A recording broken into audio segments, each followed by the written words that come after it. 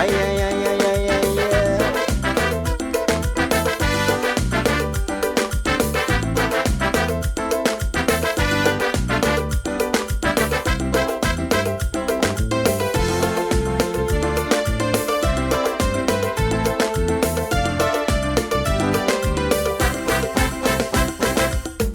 You walk around with a chip on your shoulder, young man.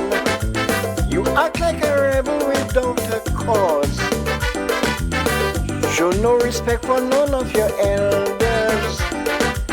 And the ones you love, you give them horrors. You can't see the value in education. It's pan falling down and cut back to front. Drugs and guns and murder are abominations. You must ask yourself if that's what you want. You don't realize in order to be someone of value, if you are to be considered a work of art, many forces must be utilized just to shape and mold you. And service, my brother, must play its part. Because we are made for service. That is what we are, in each other's interest. We've progressed thus far. When we serve each other, then we become great. We honor the Father, and He reciprocates. So anytime I can be of service, anytime I can lend a hand, that must be the motto to practice, to make this a better land.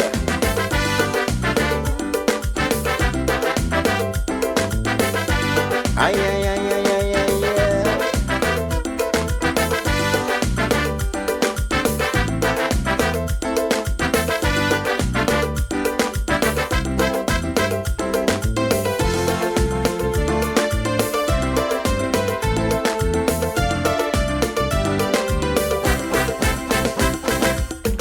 Now take a look at what's in the mirror. Examine the beauty the Lord has made. Every small detail, every little factor, designed to succeed or to make the grade. Every one of us was built for a purpose, each one according to a master plan, to become a blessing, not to be a curse, and foster the development of man. We must understand, in order for this to be accomplished, every aspect of ourselves, our heart and our soul, all the energies at our command, it should be a fond wish to be placed at the disposal of the whole world. Because we are made for service. That is what we are, in each other's interest. We've progressed thus far. When we serve each other, then we become great. We honor the Father, and He reciprocates. So anytime I can be of service, anytime I can lend a hand, that must be the motto to practice, to make this a better land.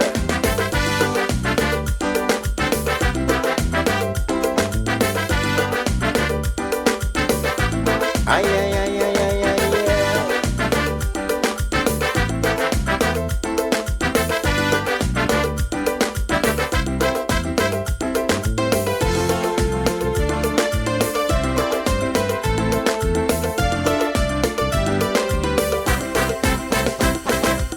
Remember, we are gregarious creatures. No man is an island, that we all know. We make our fortune by helping others. It's patrons who make our business grow.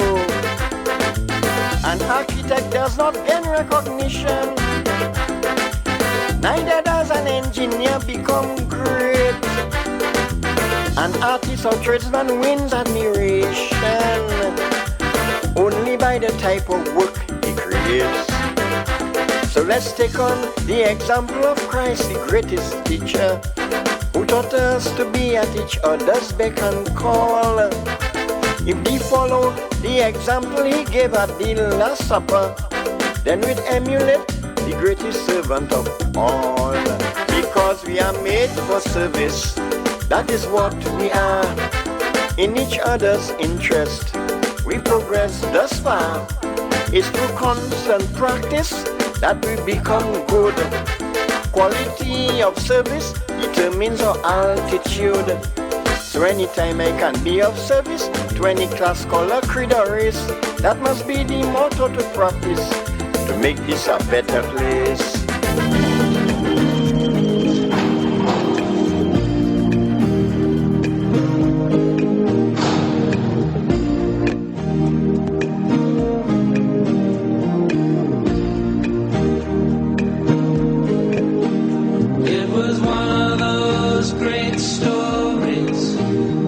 You can't put down at night. The hero knew what he had to do, and he wasn't afraid to fight. The villain goes to jail while the hero goes free. I wish it were that simple for me.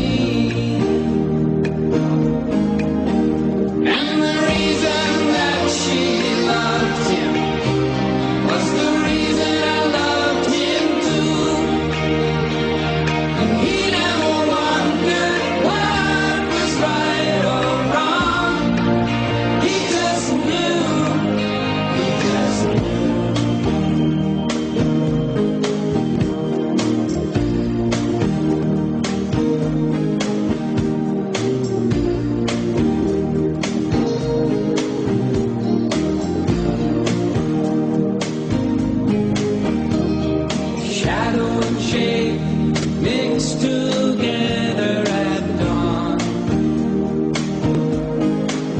But by the time you catch them, simplicity's gone.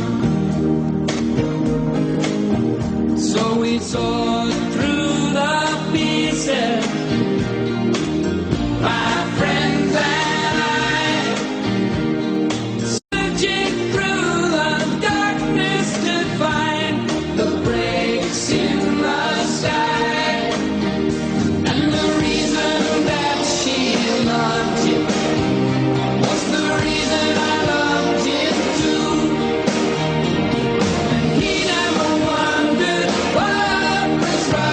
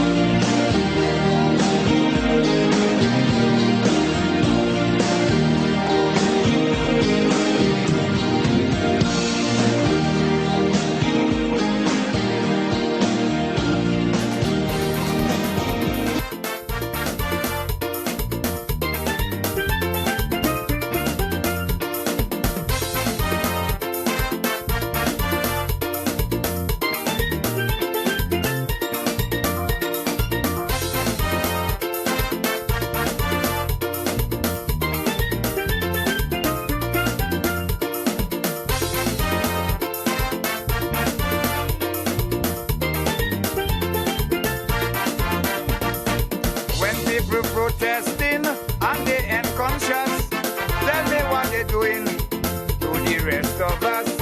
When people want something, what they get up to, it's really surprising for me and for you. There's something I witnessed on TV the other day. Happening in Layo, Kulibisri and Anzime. Just because a minister didn't keep his word. You know all them villagers, they went and they blocked the road. Roadblock. Roadblock. Roadblock. Roadblock. I am mine to check the minister, have a little talk. The general public should not suffer from your roadblock. Block the road if you meet it, if an ex-woman in a nest. Block the road to the sweetie, but to block the road to progress.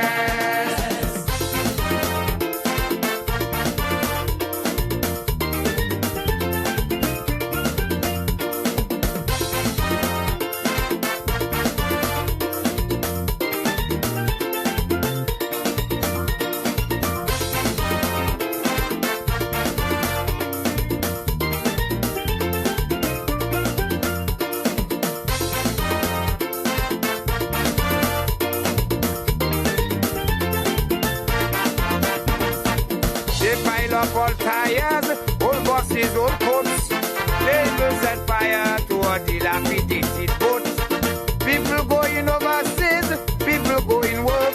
Couldn't do their business and most certainly that's no joke. Imagine your daughter sick traveling with you. Traffic pile up higher. Can the police know what to do? Your aim is to take her quickly to the hospital.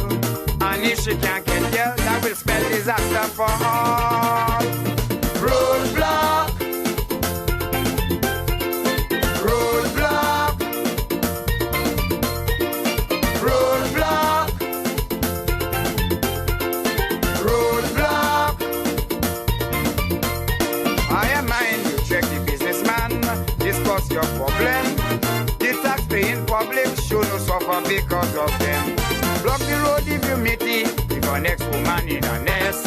Block the road to the sweetie, but to block the road to progress.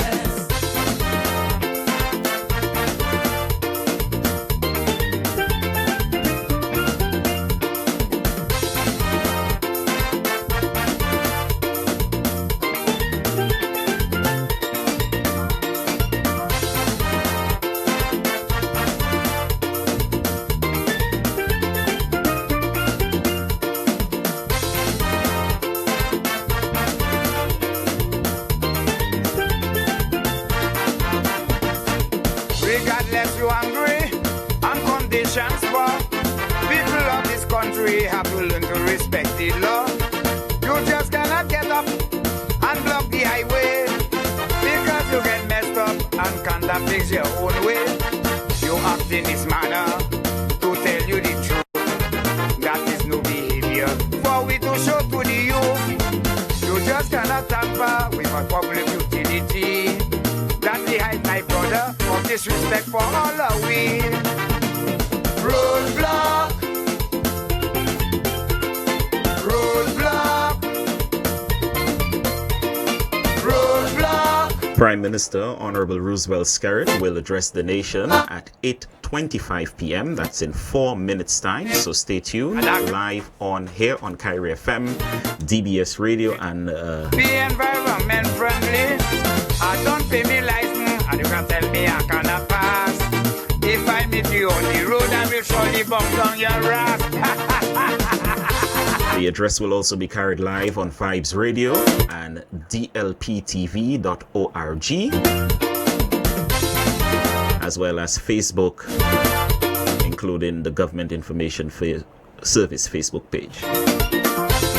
So in 3 minutes time, the Prime Minister will bring live an address to the nation.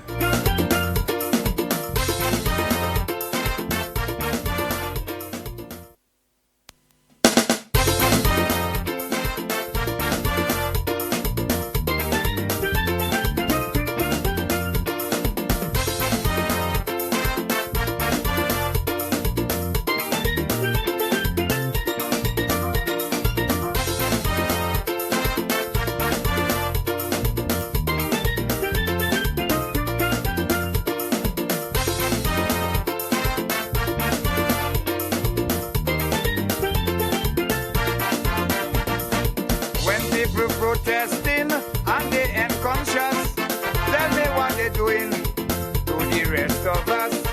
When people want something, what they get up to, it's really surprising for me and for you. There's something I witnessed on TV the other day. Happening in Layo, Fully Bisri and Anzime. Just because a minister didn't keep his word. You know all them villagers, they went and they blocked the road. Roadblock. Roadblock. Roadblock. Roadblock. I am mine to check the minister, have a little talk. The general public should not suffer from your roadblock. Block the road if you meet it, if an ex-woman in a nest. Block the road to the sweetie, want to block the road to progress. Prime Minister Honorable Roosevelt Skirt will address the nation in 55 seconds live on Kyrie FM, DBS Radio, Vibes Radio, as well as Facebook and dlptv.org, as well as the Government Information Service Facebook page. So you stay tuned for that in 40 seconds.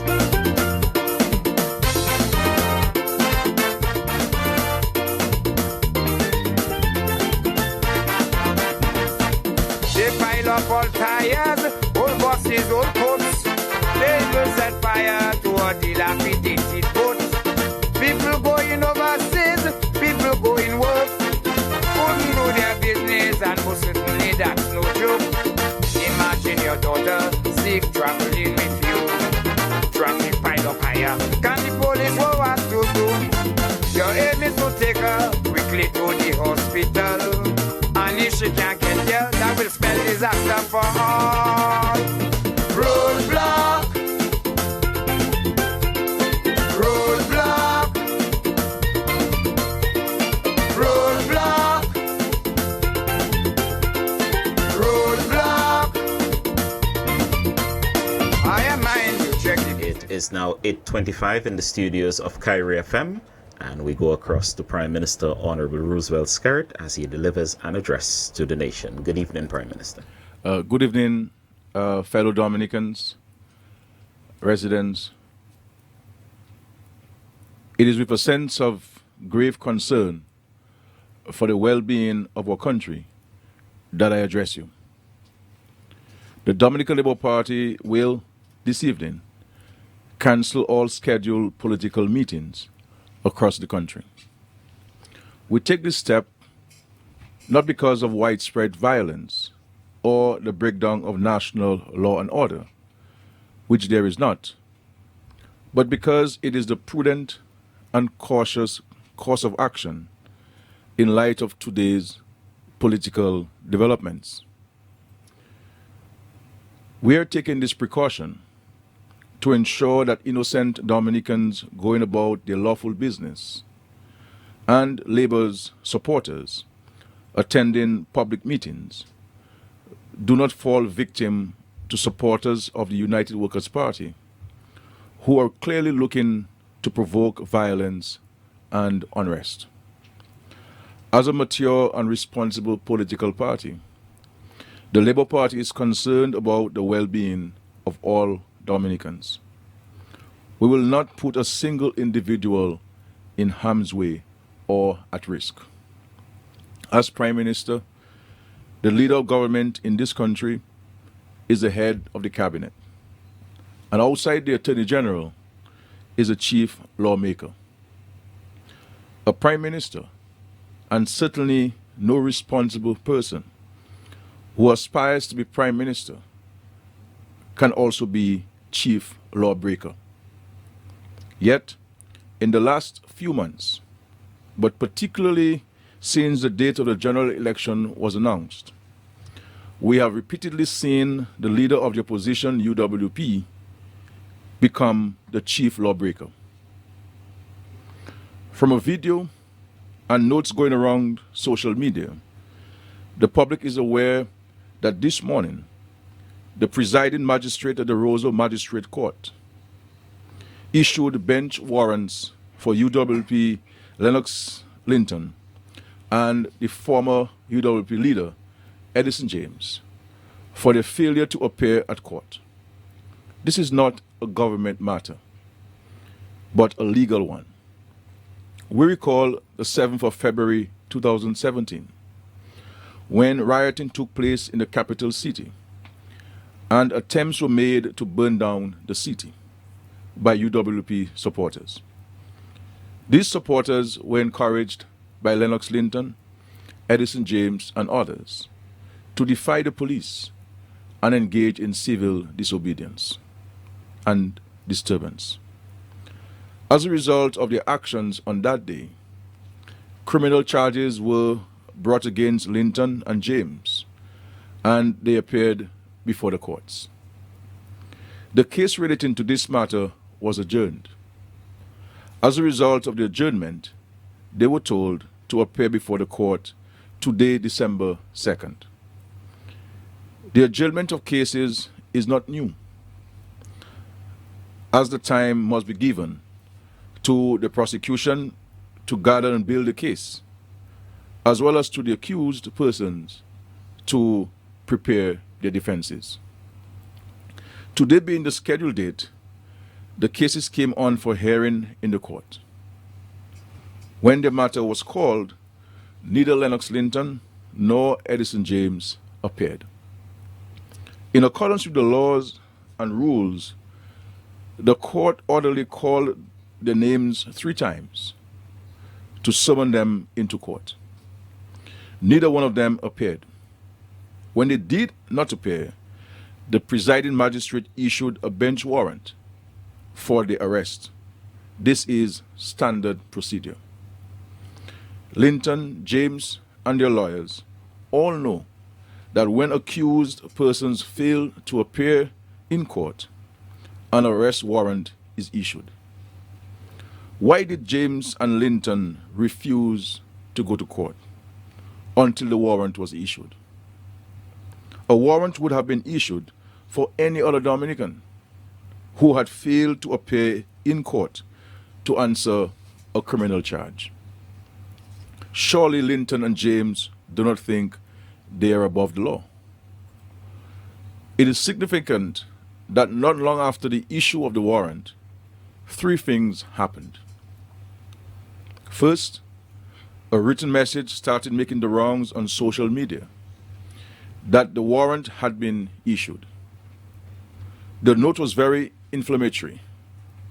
The note made it appear that the issue of the warrant was an act of wrongdoing on the part of the magistrate, rather than standard procedure. Second, both Linton and James suddenly appeared in court. Third, from videos being shared on social media, some residents of Marigot, Linton's constituency, started dumping fridges, buckets, plywood, and other combustible items into the road, making it impassable. These persons could be seen and heard waving UWP flags and shouting abuse. The material which had been placed in the road was also set ablaze. This puts the safety and well-being of the public at risk. It threatens the tourism product. It is yet another tactic by the opposition and its supporters to send abroad negative images of Dominica, give the impression of the breakdown of law and order, tarnish our country's reputation, try to disrupt elections, and bring in outsiders to take over, all for narrow political gain. I am calling on Lennox Linton, Edison James, and the UWP to bring an end to this lawlessness. I am calling on them to tell their supporters to stop. I am calling on Linton and the UWP to put Dominica first. Fellow Dominicans, this is part of a pattern. I have spoken to it before. In the last few days, we've been hearing the UWP has something planned to disrupt elections. The UWP stopped electoral reform from taking place, with violent protests outside Parliament on May 23, 2017, and by bringing an injunction in the law courts in September 2018 to stop Parliament from passing the legislation for electoral reform. Having blocked the electoral reform, the UWP is using its supporters to daily protest the lack of reform, the very thing which they have blocked. On nomination night, the UWP led a walk across town in the dark, long after its scheduled starting time, direct to the road outside the State House, which they knew had been closed off. Once at the barricades there, UWP supporters triggered a confrontation with the police. Joshua Francis, UWP deputy leader, Edison James, and Daniel Lugay were all present at the protest on the barricades that night, but did nothing to try to calm the situation. UWP members present were insisting on seeing the president. They were insisting that the road be open to let them through to attend a UWP meeting in Newtown. I have already explained that no such meeting had been scheduled by the UWP. This was just a trick or a ruse by the UWP to bring large numbers of their supporters to the barricades.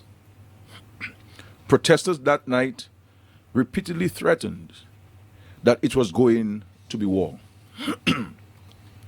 I have made it public, and it has never been denied by the opposition, that their operatives contacted Minister Donnie McClurkin through his manager and told him that there was such widespread breakdown of law and order in Dominica that he would not be safe if he came to perform here. As a result, on November 21st, the day before the concert was scheduled to take place, I was forced to write Minister McClurkin a formal letter denying these allegations and assuring him of his safety and that of his team. The attempt by the UWP to block the gospel concert therefore failed. Night after night, at the public meetings, the UWP has been telling the supporters that there is no certainty there will be elections on the 6th. This attempt to stop the elections was very much part of the narrative the UWP has been feeding to external forces and to the Secretary General of the OAS to try to justify and obtain outside interference in Dominica's elections, particularly by the OAS. In order to frustrate these nefarious machinations of the UWP, the government was compelled to send Foreign Minister the Honorable Francine Barron and Ambassador Vince Henderson to Washington on November 24th to address the Permanent Council of the OAS. This was necessary to dispel the untruths being put out by the UWP and to stop the OAS's intervention in Dominica's elections and the taking of any other decision which would have been adverse to Dominica's national interest. 2 days ago, a UWP supporter was intercepted with a truckload of old tires. UWP lawyers very quickly went to his defense. Where was he headed with the tires, and for what purpose? On Sunday, as decent Dominicans were going home from church, they were treated to calypsos with the worst kinds of expletives. on the UWP platform, and not a single UWP candidate, including those who profess to be Christians, or the leader, asked the performing Calypsonian to stop or conduct himself with decorum on their platform. None of them apologized for something that they should never have allowed. And now this morning, we have the lawlessness at Marigot. These are the acts of a desperate man and party who know they're losing and are trying to pull the country down with them. They are using a small group of supporters, lawful and unlawful means, to try to intimidate the general public and to try to create a negative narrative for the outside world. Their ultimate goal is to stop an election that they cannot win in the ballot box. Not because of any kind of electoral abuse by the Labour Party government, but because the UWP and its leadership have repeatedly demonstrated to the country that they do not care about Dominica or Dominicans, and they are unfit to lead this country. This all explains why the UWP did not bring out a manifesto until 2 days ago, and why the document is so full of errors and looks so hastily pulled together. They expected to have disrupted elections by now. The government of Dominica has every confidence that local security forces are fully competent and committed to exercising the skill and restraint required in the face of these acts of provocation. They will maintain safety and law and order in our country. They will not let the situation get out of hand and a few people tarnish Dominica's good name. Fellow Dominicans, I want to remind everyone, for absolute clarity, that the laws under which these elections are taking place have governed national elections in Dominica, no matter which party was in government or opposition. In 41 years of independence, Dominica's elections have always been free and fair. Have always been free and fair. This time will be no different. I call on all Dominicans to do nothing which could harm your fellow citizens or tarnish your country's good name. I urge every Dominican to remain calm, to pursue the path of peace, to adhere to law and order, to be tolerant of the views of others, and to act with restraint in the face of provocation and abuse by lawless and unthinking persons who are being whipped up as part of a nefarious political agenda. I call in particular on supporters of the Labour Party to be calm and to stay away from situations in which others might try to provoke them. The Dominica Labour Party is the party of peace. We care about the preservation of Dominica's reputation at home and internationally. I have worked too hard to build our friendships in the international community, to have our reputation tarnished now. And we have come too far as a country to let a reckless few turn us back now. I assure the public, Dominicans in the diaspora, and the international community that despite the deliberate acts of a few people to give the impression of unrest and violence in Dominica, this country is safe, and free and fair elections will go ahead on December 6 as scheduled. I repeat my call to Lennox Linton, Edison James, and the UWP to bring an end to this lawlessness. I am calling on them to tell their supporters to stop. I am calling on Linton and the UWP to put Dominica first. I thank you. You've just been listening there to an address to the nation by Prime Minister Honorable Roosevelt Skerrit.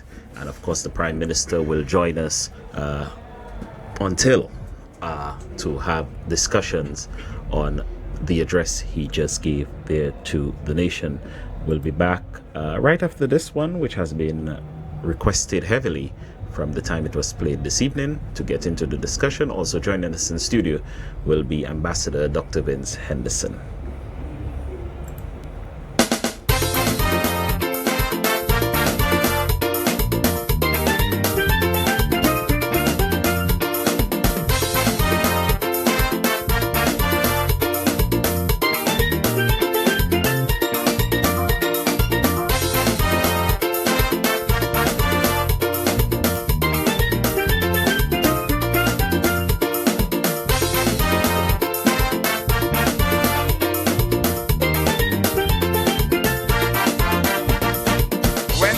Protesting and they unconscious. Tell me what they're doing to the rest of us. When people want something, what they get up to, it's really surprising for me and for you. There's something I witnessed on TV the other day. Happening in Layo, Kulibisri and Anzime. Just because a minister didn't keep his word. You know all them villagers, they went and they blocked the road. Roadblock. Roadblock. Roadblock. Roadblock. I am mine to check the minister, have a little talk.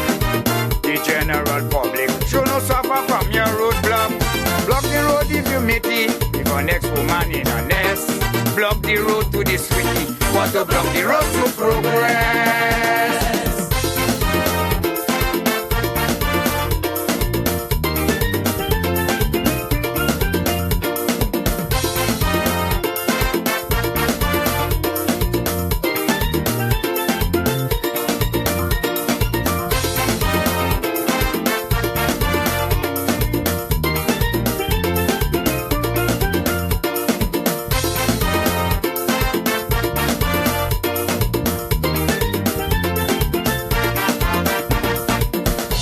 Up all tires, old buses, old coats. Labels set fire to a dilapidated boat. People going overseas, people going work. Couldn't do their business, and most certainly that's no joke. Imagine your daughter sick, traveling with you. Traffic pile up higher. Can the police know what to do? Your aim is to take her quickly to the hospital. And if she can't get there, that will spell disaster for all. Roadblock. Roadblock. Roadblock. Roadblock. I am mine, you check the businessman, discuss your problem. The tax-paying public should not suffer because of them. Block the road if you meet it, if an ex-woman in a nest. Block the road to the sweetie, want to block the road to progress.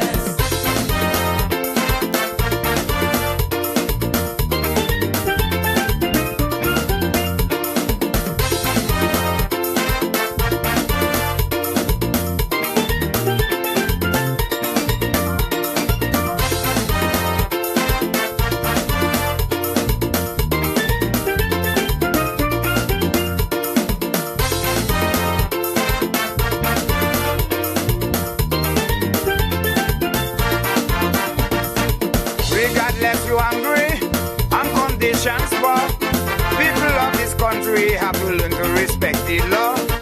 You just cannot get up and block the highway and things your own way. You act in this manner to tell you the truth.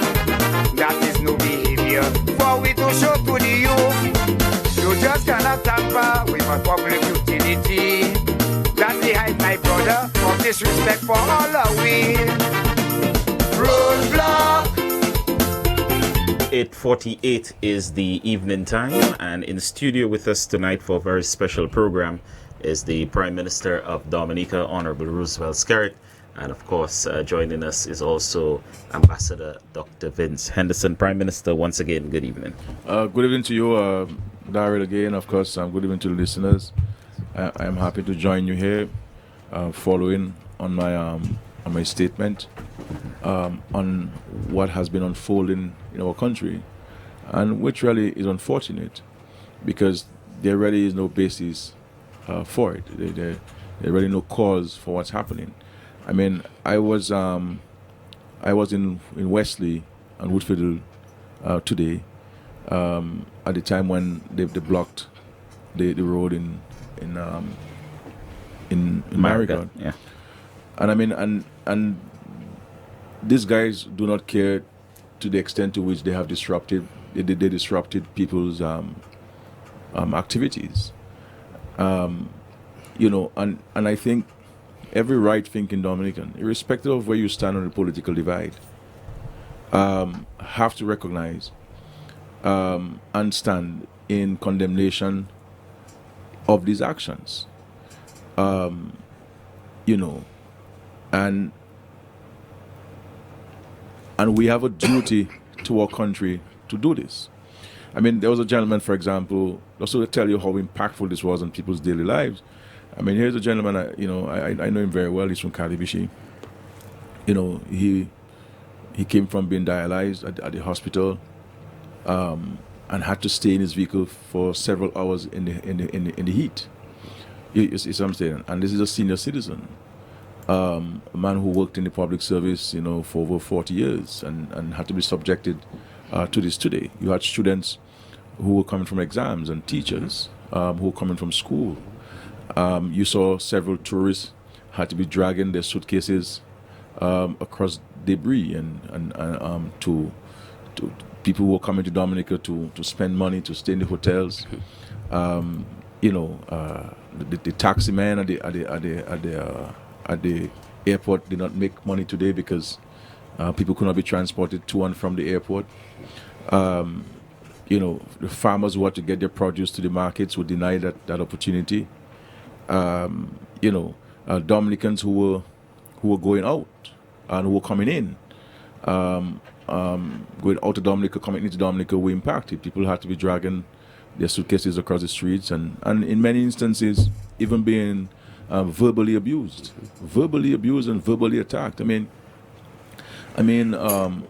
we saw the treatment of His Lordship the Bishop. Yes. I mean, what provocation! You know, this is similar to what they did to Ambassador Henderson in Washington. Mm-hmm. I mean, to have walked in a man's face like this, the brother of the leader of the opposition, walking and following the man, the bishop, you know, in his face, shouting at him. I mean, the bishop is going about his daily life as a citizen of a resident of this country. People have freedom of movement, freedom of association, and I mean, I'm hoping that the priests, I would like to hear from the priests. Yes. You know, a lot of the priests, some of the priests like to pontificate and all kind of things. I like to hear what they have to say. You know, the Evangelical Association. What are you going to say about this? I mean, people normally have great respect for a bishop. You know, irrespective of what religion you subscribe to. And I mean, and the man is going about his business with no provocations on, and he's being verbally abused, verbally assaulted by the brother of Mr. Linton. You know, and so it speaks to these guys what they're trying to do. Their plan is to disrupt the elections. And you heard Mr. James this evening saying that by any means necessary. Mm-hmm. I mean, by any means necessary. and it's unfortunate because, and the fact is, they do not know whether they fish or fowl. You know, they nominated all the candidates, 21, That's right. Yes. under the same laws that govern elections. Yes. You see what I'm saying? They had no intention of obviously of presenting a manifesto, but last minute they had to put one together. And they say they're winning. Yes. So they have nominated their candidates, all of them, and very early. You know, they didn't take any chances. They weren't Yeah. there. You know, from the time the place is open, they were nominated. I mean, it took me up until after minutes to 3 or so to get nominated. I mean, these guys got nominated way early. You know, very early in the morning. So they have nominated the candidates. They're going around campaigning. They're having meetings. They're having rallies. They had motorcade. Even after they agreed with the police that they will have no motorcade, they still had one. You see what I'm saying? And so if you're winning, why are you trying to stop the election? You see? So it is clear that the guys recognize that they're not going to win this election. And so they prepare to disrupt people's lives. I mean, on the bayfront, I mean, you have a cruise ship on the bayfront. You have these vendors, especially a lot of single parent led households who are vendors in this country. You know, they have a very short window, what is called the tourist season, to make money. Yes. And then you have been spending the last several weeks of that short window to disrupt the people every day, every single day to disrupt the people. And I am, and you know, another thing too is that I met a couple of people in the one gentleman who told me that he was born the same with me in 1972. He was born in September 1972. You know, and he said to me, "Look, Scarrett, you know I hated you, you know, before. You know, I was a strong European man. You know, but now I'm your biggest defender and biggest supporter. Because you see what them fellows doing there? Them fellows not for me and not for my country. And a number of people, especially undecided voters, people who are what you call independent voters, they vote different parties, different elections. And they're saying that they cannot accept this. This cannot be right. This cannot be right. And that people will try to destroy the country's future because they're not prepared to run an election. And they figure that that by giving the world the impression that Dominica is unstable, there are widespread violence and protests and riots, that people won't come. People won't come to the country. People will come to visit. People will be faithful to come.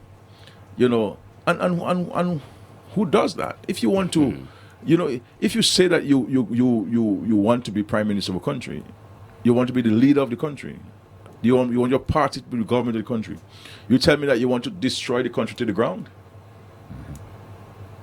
You know, you just see the whole folly of these guys. They have blasphemed the CBI program. They have attacked it. They have given it the worst press that worst negative press it could get. But in their so-called manifesto, 99% of the financing for the manifesto, they say CBI. you see what I'm saying? They say CBI.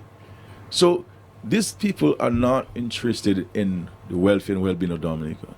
And I am happy to know that even people who do not support me for one reason or the other, people who do not support the Labour Party for one reason or the other, and they have a right to so not support me, and they have a right to so not support the Labour Party, are recognizing that these are interesting times. These are serious times. And these are times that we have to stand for country. This is not a time for us to stand in defense and promotion of a party. This is about we standing in defense of our country and in promotion of our country and wrapping our utterances and our actions in our national flag. And so a number of people are upset with what's happening, you know, and we do not hear the leadership of the other political party condemning this thing. I mean, where in the world that happens? Anywhere in the world where you have sensible, responsible people who are vying for leadership positions. Anytime where there is a wrongdoing or there are acts of violence or any act that denies people their right to associate or their right to move freely, the sensible and honorable and noble thing that any leader would do, is to condemn it. Condemn it with the clarity of language and the clarity of your voice. But no, we are hearing the leader of the opposition, Mr. Edison James, and all the speakers of the Workers' Party promoting it. One speaker said last night that when Skerrit, he didn't say if Skerrit wins, when Skerrit wins, they will have a similar situation like Bolivia. What happened in Bolivia? A president won an election and he was removed forcefully.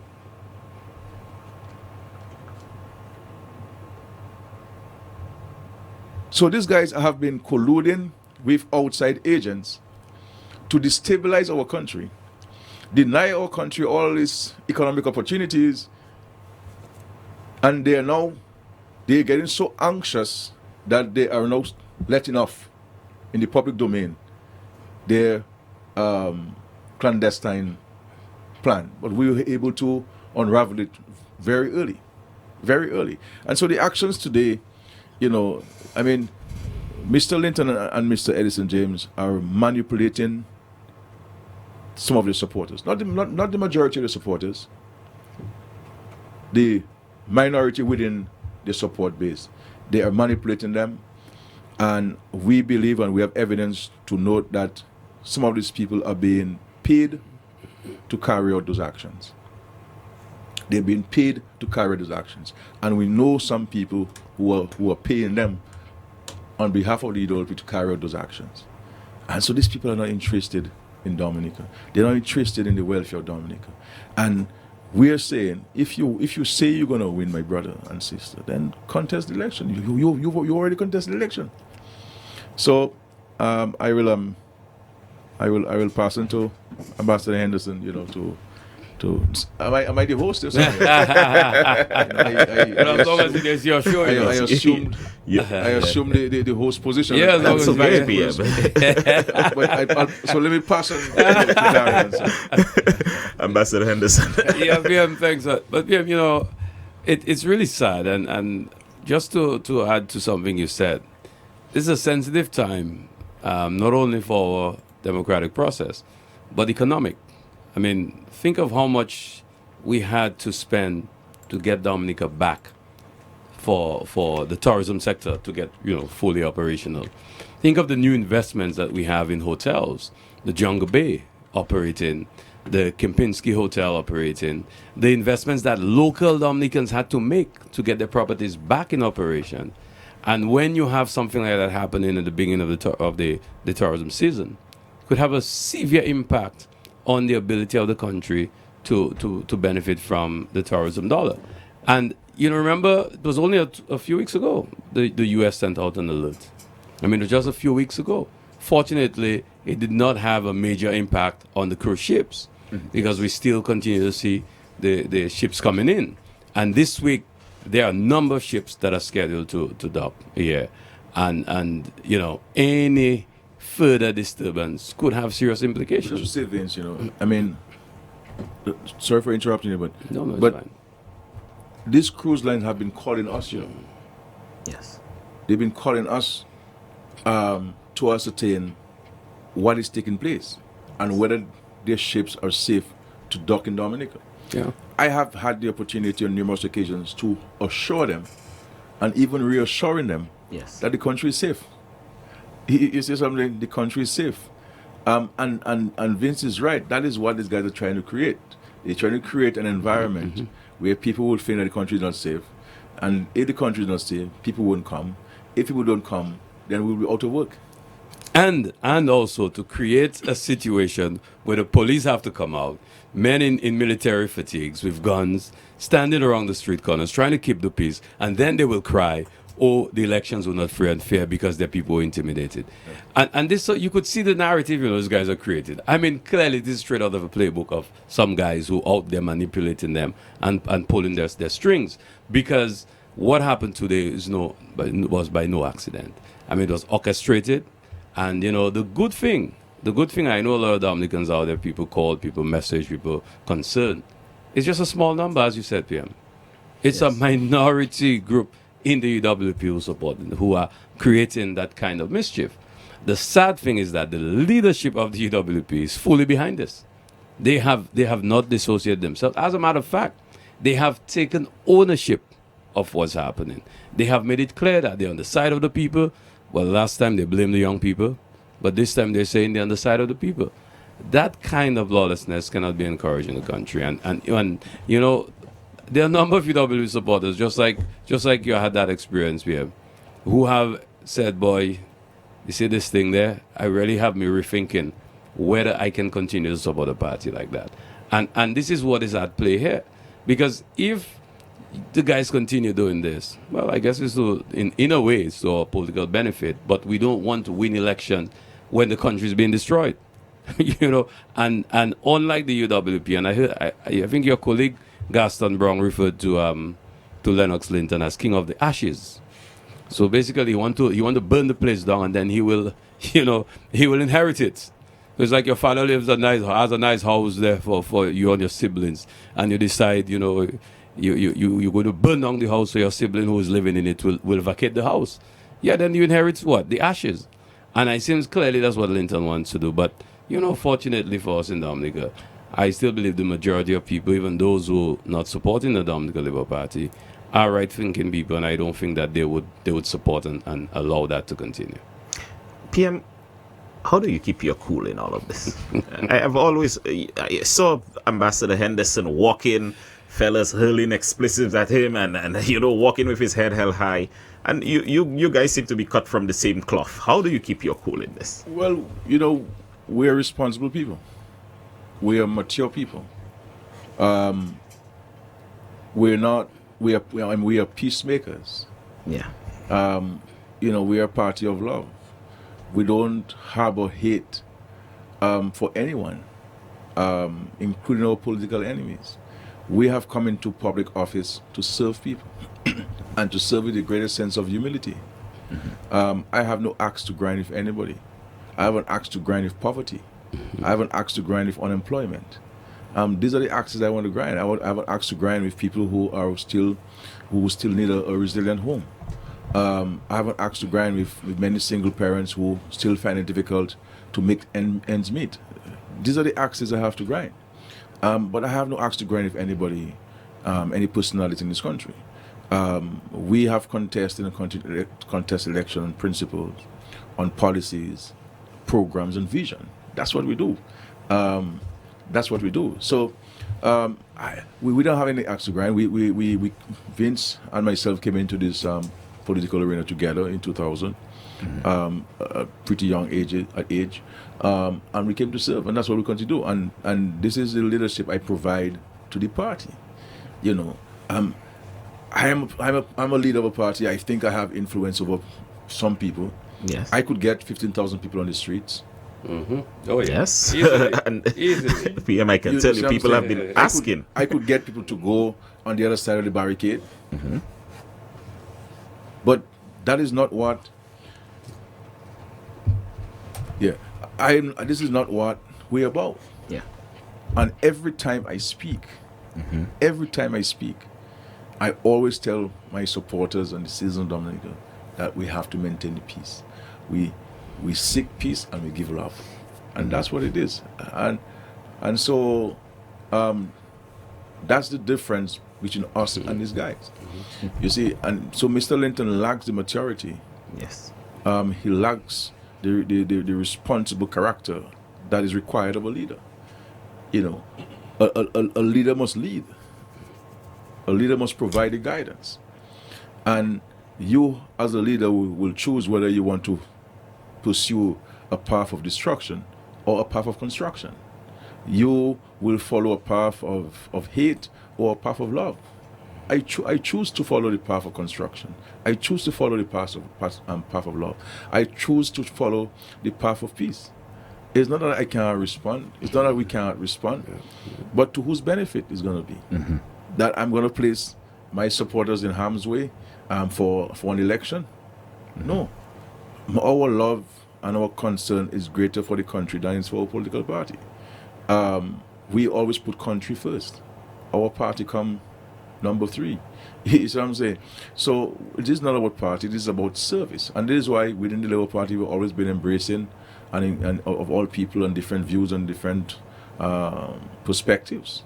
That's what has caused our party to grow, by being inclusive. Because this is not about me, this is not about anybody within the party, this is about the country, Dominic. And we all, through the party, availing ourselves to make a contribution to national development. And so there are vast differences between the Labour Party and the UWP, and between Roosevelt Skerritt and Mr. Linton.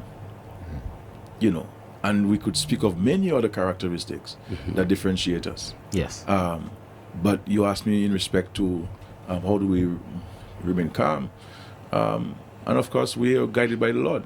Yeah. You know, and then when you have no hate, that's when you can smile. You know, when you hold no grudges, you can smile. And that's how we go about it. It's not about me. I'm the least of the apostles. I am just making a contribution, and when the Lord decides that I need to go, then He shall through the people decide that, and whatever the decision is, I've always accepted. You understand? So this is about we are about people. We are about love. We are about helping people. Mr. Linton is all about destruction. Because you can say every time he has had an opportunity to speak on regional, international press, and even national press, it's negative. Yes. It is about the destruction of the country. You saw it with Al Jazeera. If you bring in Al Jazeera that has, over 20 million or 40 million viewers, you would want to speak about the hotels and the tourism, we have Carissa, Gregory for here. Okay. The tourism product in Dominica, the waterfalls, the flora and the fauna. You would speak about the cottage industries which you have in Dominica, the kind of people and the culture, the craft that they have, and to promote these things. You see what I'm saying? Yes. You promote these things, But no, every time the guy has an opportunity, it's about the destruction of our country. And so he's been talking to Al Jazeera since September. He met them in Washington, he met them in Miami, he's been on WhatsApp with them. Yes. For all these months. It is not about promoting any of the small businesses in Dominica. You see what I'm saying? It is not about promoting any of the hotels in Dominica, any of the properties in Dominica, nothing of what spots is about Dominica. Yes. It's not about telling us that we have a hardworking population, our literacy rate is about 96%. Yes. We have free access to college education in Dominica, we have universal secondary education. Our people are peaceful and loving, hospitable. Dominica is the best place to come to. Yes. If you want to relax and get rejuvenated, Dominica is the place to come to. Unspoiled beauty. No, always about negative. This is why Al Jazeera found it very strange that a man who is aspiring to be the leader of a country could be so negative with his country. And so this is why they started investigating him. They started investigating him because of his behavior and all what he was saying to strangers about his country. Yes. And that's a man who says he could be prime minister no matter of weeks, as the Al Jazeera and documentary said. Yeah. And so when they started investigating, we say, the story changed. Because this guy is promoting himself as a paragon of virtue. A paragon of virtue.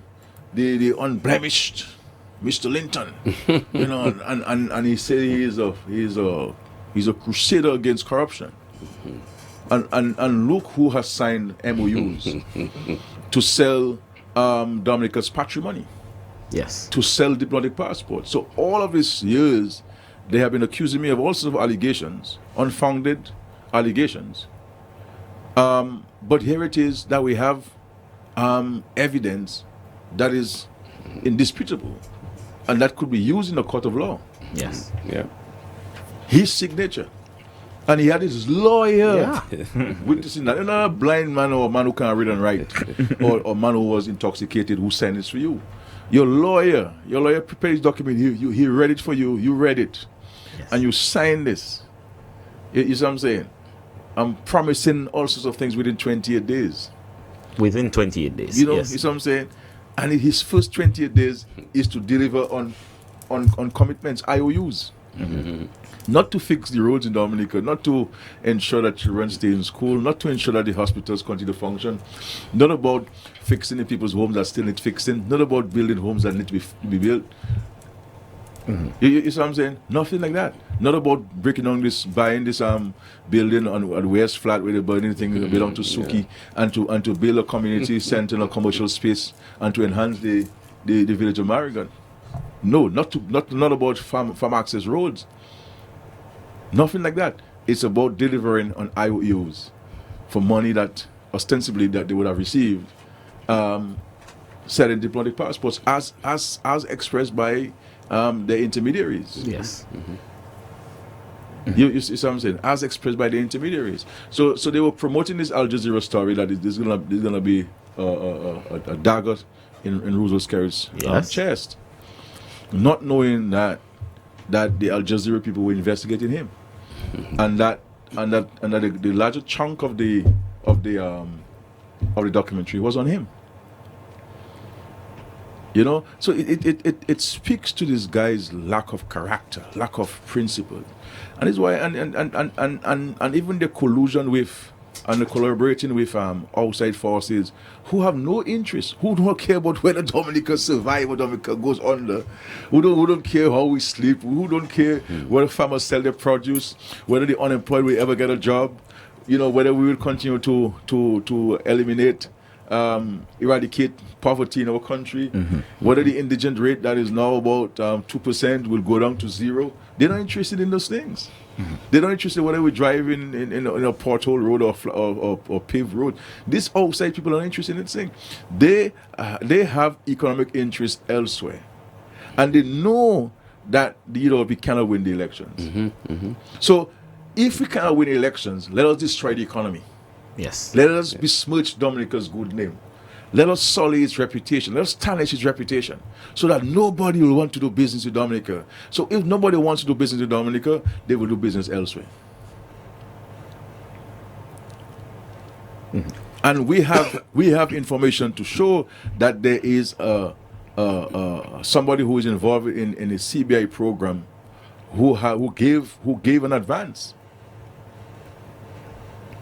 Oh. Okay. Who gave an advance to this campaign. And that's why you see there are about 4 or 5 white men in Dominica Yes. who are helping you people their campaign. We know where they live. We're not going to trouble them. I mean, Dominica's a free place. You know, you're free to come. You rent a motor car, and the rental company, Kingdom Ministries, Yes. whatever they call it, all of Kingdom rentals. Yeah. I mean, you're free to rent vehicles. Not that we don't know that you're there. We know who you are. We know where you sleep. We know what time you go to bed. We know what time you wake up. But we're not going to trouble you. But these people have no interest in Dominica's future. They have no interest. As a matter of fact, they want to see Dominica fail. And that's what Dominicans don't understand, you know. That's what Dominicans don't understand. That where the Labour Party is concerned, Dominicans are in control of their destiny. Yes. We as Dominicans under Labour will decide what Dominica is in the next 10 years. But under UWP, external people control our destiny. And so they no longer believe that, they know that they can't win election in Dominica because there's no path to victory for the UWP. Their polls say it, our polls say it, independent observers know it. The vast majority of Dominicans recognize that, including their own supporters. All of them have prophesied on their platform, they have stated on the platform that Labour is winning. Yes. To the point where people tell you the only thing when you go to the polling station you should see is the shoe. That's the only thing we were seeing. The only thing we're not interested in nothing else. That's what UW platform when their symbol is the saw, and they're saying that the only thing that we're gonna see, and they took a time to say it. Oh yes. Yeah. You know, and she invoked the name of God when she was saying it, and she said the only thing we're gonna see is the shoe. The shoe. You see what I'm saying? Much to the consternation of the leader of the party. You know, but it you know, it is the Freudian slip. You know, because that's what's in their mind. That's what they know. Because a lot of these people who are on this UW platform have no conviction. There's no conviction about their purpose. You see what I'm saying? And so, you know, we have maintained that, like the 8 other elections we've had, that has brought in that have brought in governments and removed governments, will be the same laws that will observe the elections of Dominica, and which will be free and fair. You mentioned the word observe. Are there observers coming for Friday's election? Boy, we have observers like locusts. You know this after one of the hurricanes, you know, we had this locusts from all over the world. Oh yes. I mean, we have observers all over the place. So we have the Commonwealth here, the Commonwealth observers here. We have CARICOM observers here.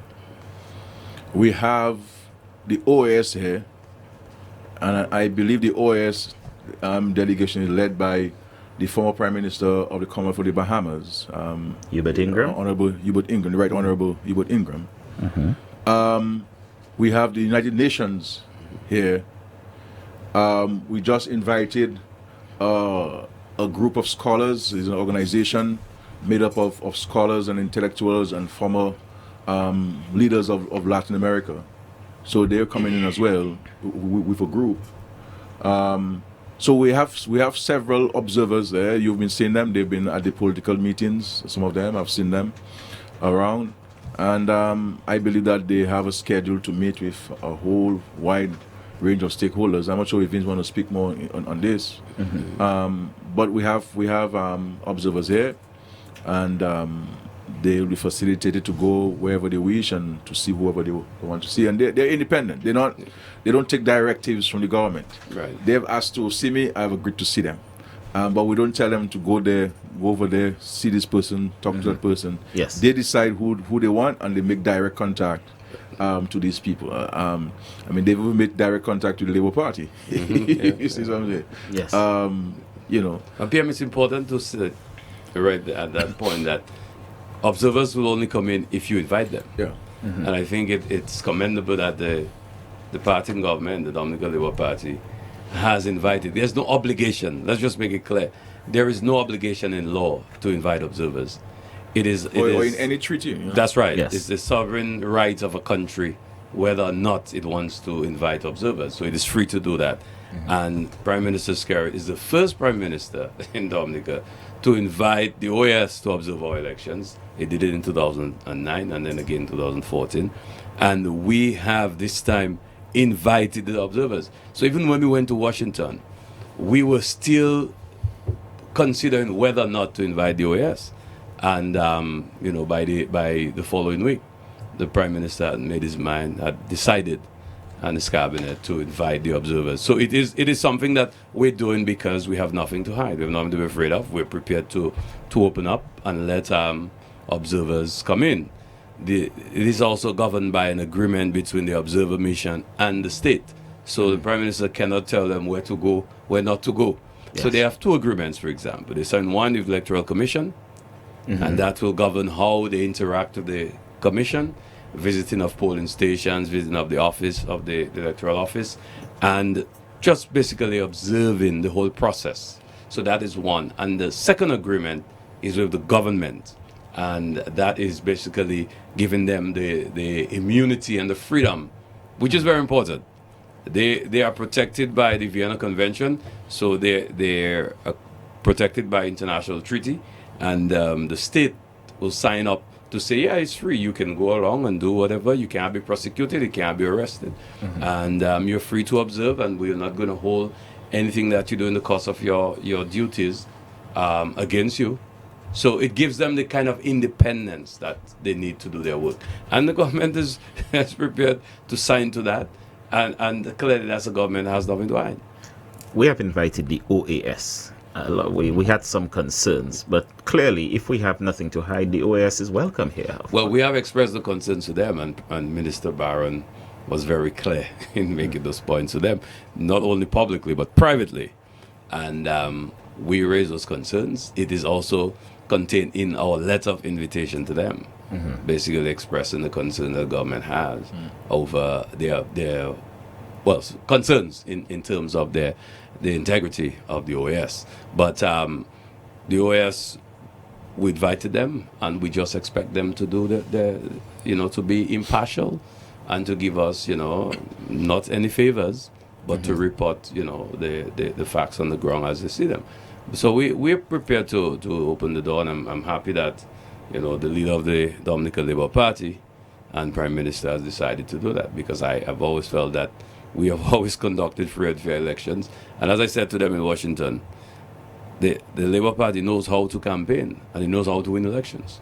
So we don't have to hide ballots and make ballots and do all this foolishness. And the fact is, we are a structured party.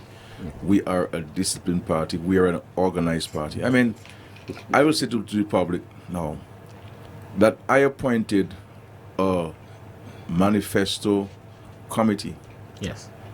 In June of 2018. And I led and I held numerous consultations across Dominica. Yes. And moving across and hearing people's views and so forth. Way in advance. So this thing require a lot of discipline and commitment to hard work. And this is why I've been saying, that Mr. Linton is allergic to work. And I want to say what I said last night and so on. You can't be always serious in politics. You have to get a little joke here, a little political pecan. Yeah. I'm not a calypsonian, but I can speak. I can't sing, but I can speak.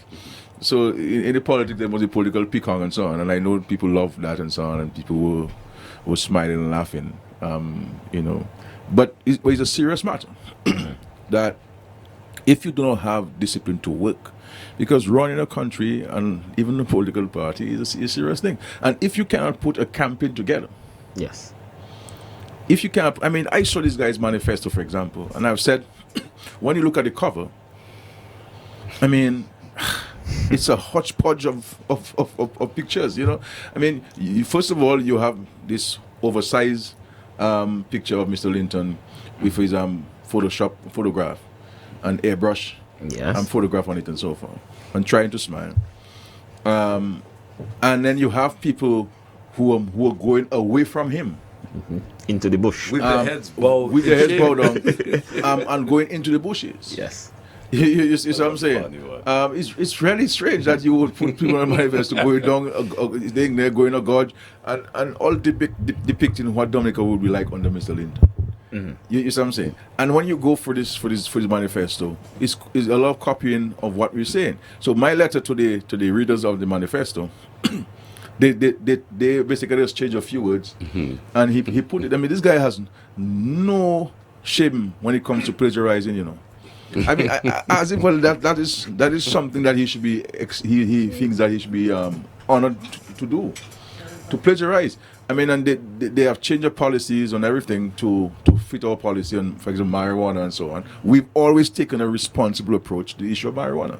I've always stated that. Yes, there are benefits in the marijuana industry, and yes, we're going to pursuing medicinal marijuana and allowing citizens to be able to use and having the possession of a quantity of marijuana. And we've also agreed that come January we're going to go to Parliament to repeal the law which hold the records of people's convictions for all their lives, because there's so many young people now in their 30s, 40s, 50s who can't go forward because of a little charge they got 40 years ago, 25 years ago, 30 years ago. So we're going to amend they're going to repeal that legislation so that we clean people's records. And we tell you, my brother, your record is clean, keep it clean. And we give you a second chance in life. So guys who want to go and get jobs elsewhere within Dominica, who want to move into other things, can get the opportunity to do so. We've always taken a responsible approach to these things. And so they were playing politics of it. Once they saw our position, then they changed their minds about this and so forth. And even errors and spelling errors. I mean, on your phone, you type in something on your computers. I mean, all these smart devices that we have. The stuff you just go and you go to spell check. Yes. And it spell check the whole speech for you. It also does the sentence construction for you. It tells you your sentence is too long. It tells you your sentence need a comma. Where you comma there, it suggests things to you. Yeah. Not even that, these guys have to. So they don't have the discipline to do this thing. This thing is, and all of the intellectuals, IP, who say he's this big medical guru. I mean, I would have thought that you could have learned something from the section on health. I mean, it's nothing like that. You know, they have Mr. Afi Martin who say he's a big agronomist. You think you will see something progressive on things. But we tell you, these guys are not serious about the country. They don't take Dominica seriously. This is about a job. It's about the job, and that's what it is. And so they don't have the discipline, they don't have the structure. And if you can't run a campaign, you know, you're not ready to run the country. And also too, in every election, like election that Mr. Trump ran, Mrs. Clinton, President Obama, and all of the political parties and leaders, you raise funds. Yes. You raise funds. We raise our funds through all legal means, contributions from different people. So we'll have somebody in the country who says, I will sponsor something, person will pay for the band. So a lot of the, for example, the artists who come, people pay for this on our behalf. Sponsored. We don't get the money. People will send the artists to us. They take care of the expenses. You see what I'm saying? Somebody will pay for the stage for you, or the sound system for you, or they pay for the T-shirt. Somebody will pay for the nice bottles that we have, the beautiful bottles that we have. Canister, the canisters and so on that people are so excited about. So, but these guys, when we get money for a campaign, when we raise money for a campaign, we use it in the campaign. For campaign. You could see that. Yes, I mean, exactly. I have never been in the business of raising funds under false pretenses. If I go to somebody to raise funds for a particular issue, I use it for the particular issue. Yeah. You see what I'm saying? And if somebody gives me a contribution for a campaign, I spend it on the campaign. You see what I'm saying? Yes. And when we election finish, if we owe bills, as I've done before on 2 occasions or 3 occasions, I go to the credit to the bank, I take a loan in my name, and I pay all the party's debts, and party comrades make a contribution monthly in the payment of the loans and so on. That we have done that 3 times and so far. Put in my home or put in my property as security. So that's nothing for us to do. We do that for the party. You know, so these guys are cannot run a campaign. How they going to run a country for 5 years? PM. So we have you know, I don't want to be the moderator. host, moderator. We will bring in Carson a little bit, but you mentioned in their So manifesto. you're overruling me there now. That's all right. The man run things here. You see, boy, you don't really take it easy. But PM, just one thing. I want to read 2 things for you. They may sound very familiar. But when are you gonna try not first quarter of next year or first half? I told you. That's not the thing to speak on the radio. Okay. All right. In Dominica, 29% of households and 49% of general population lived in poverty as per 2003. 11% of households and 15% of the general population lived in indigent poverty. An average of 50% of Dominican children lived in poverty.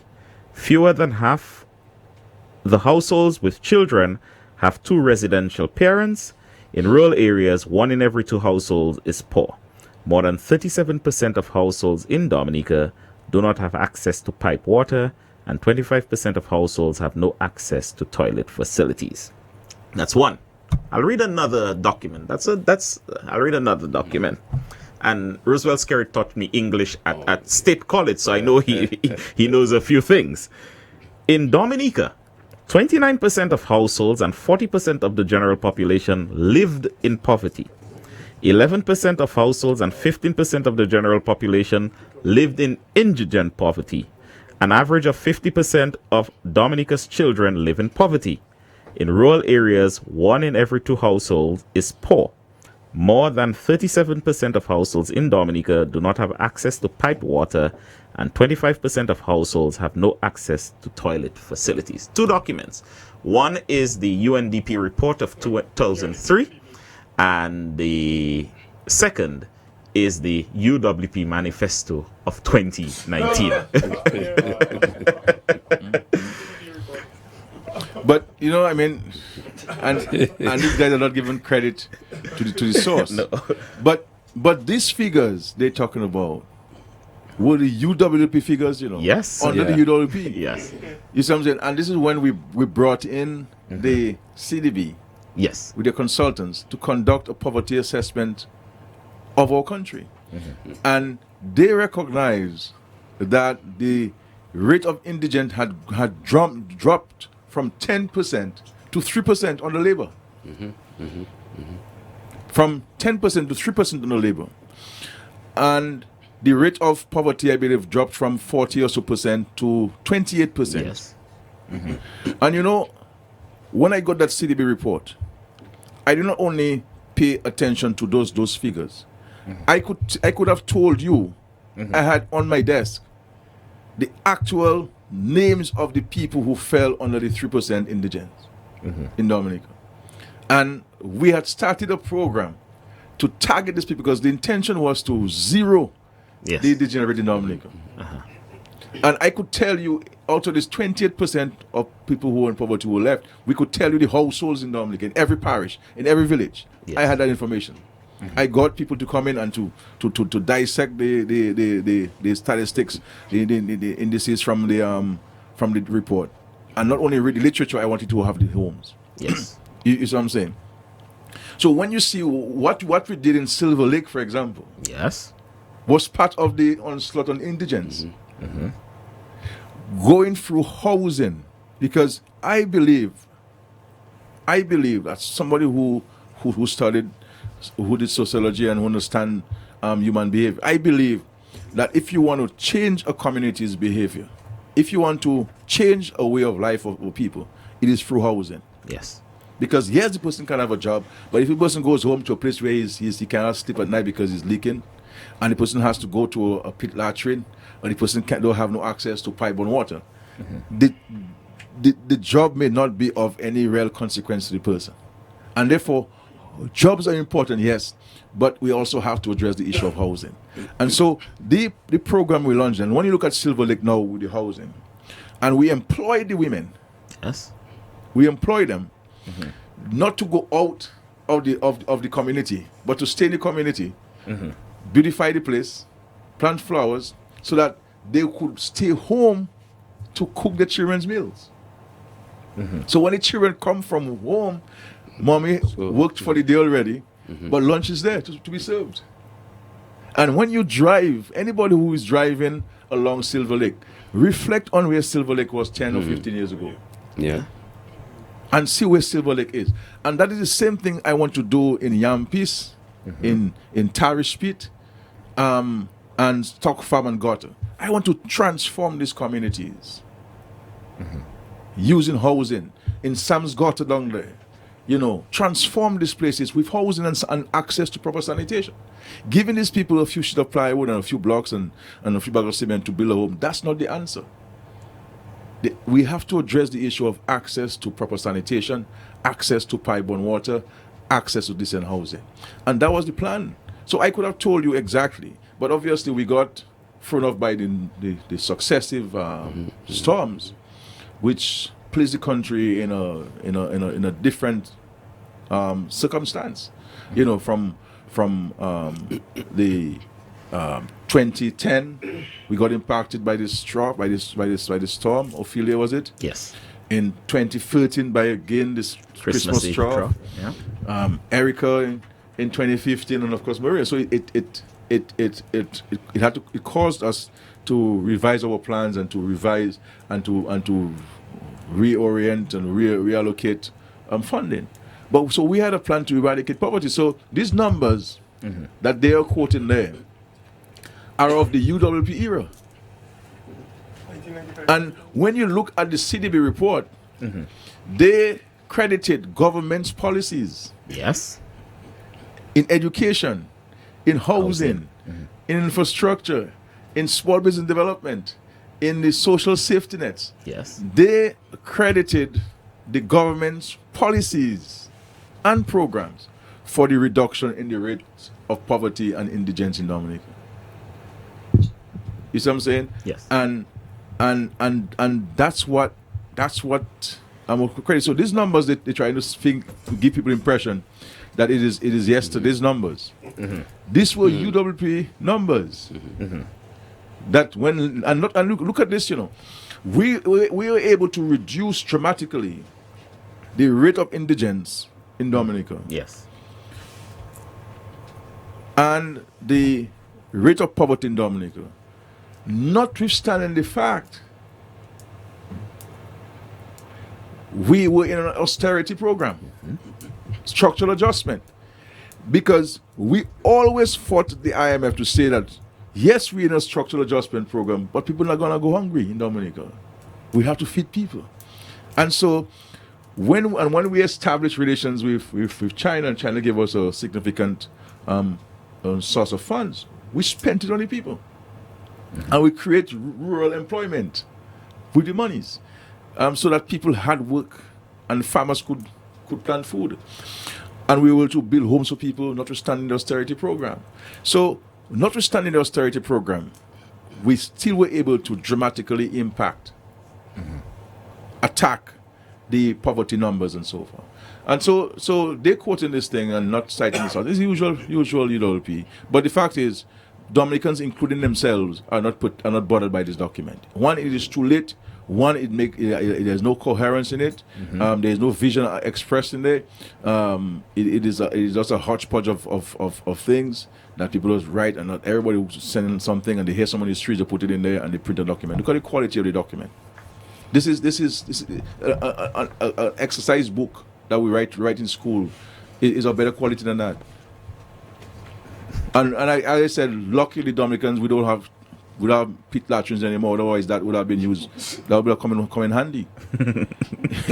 You see what I'm saying? I mean, so these guys are not serious about Dominica, and sometimes we laugh at these things because it sounds so funny.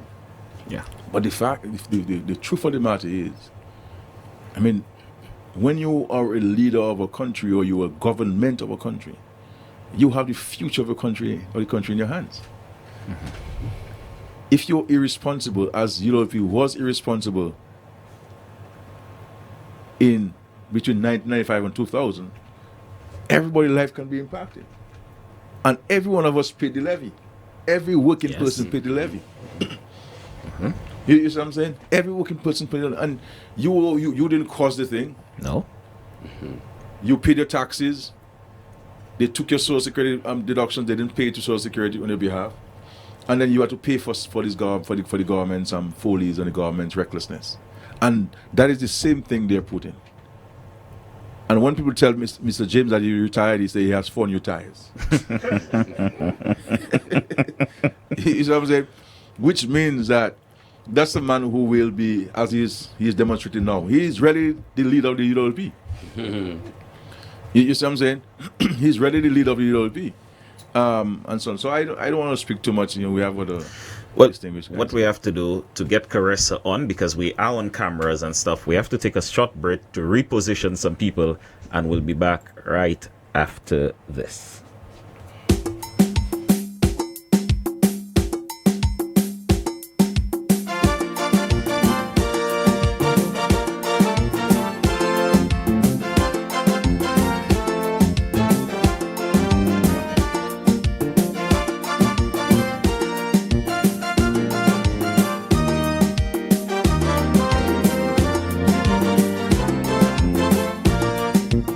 Jack throw away his jacket, Grover still have his own. What is not your business, please leave it alone. Every day all you're talking comments, trying all your best to pull people down. This man is a king sitting on his throne, so all you leave the comfort alone. Check the development development in this country. Leave the comrade alone. Secondary education becomes compulsory. Leave the comrade alone, even though the man he went down to Rome. Leave the comrade alone. Every king have the right to defend his throne. So all you leave the comrade alone.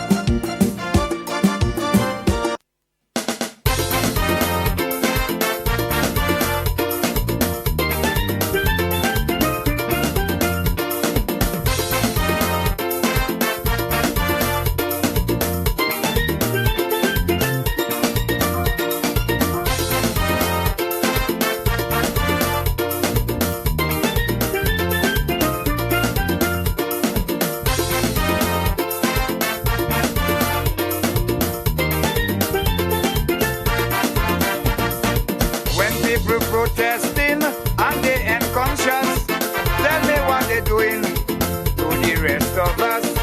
When people want something, what they get up to, it's really surprising for me and for you. There's something I witnessed on TV the other day.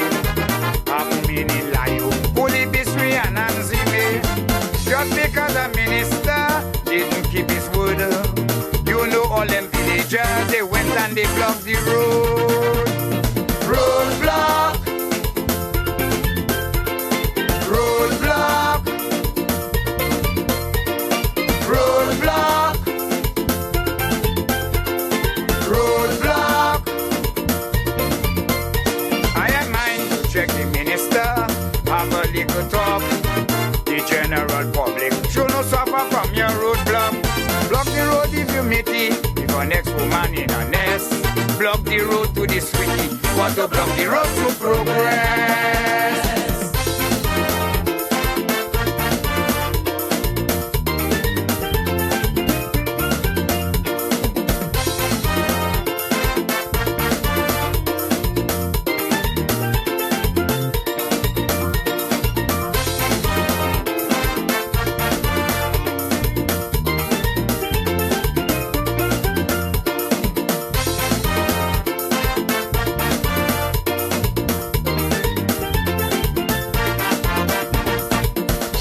Up all tires, old buses, old coats. They will set fire to a dilapidated boat.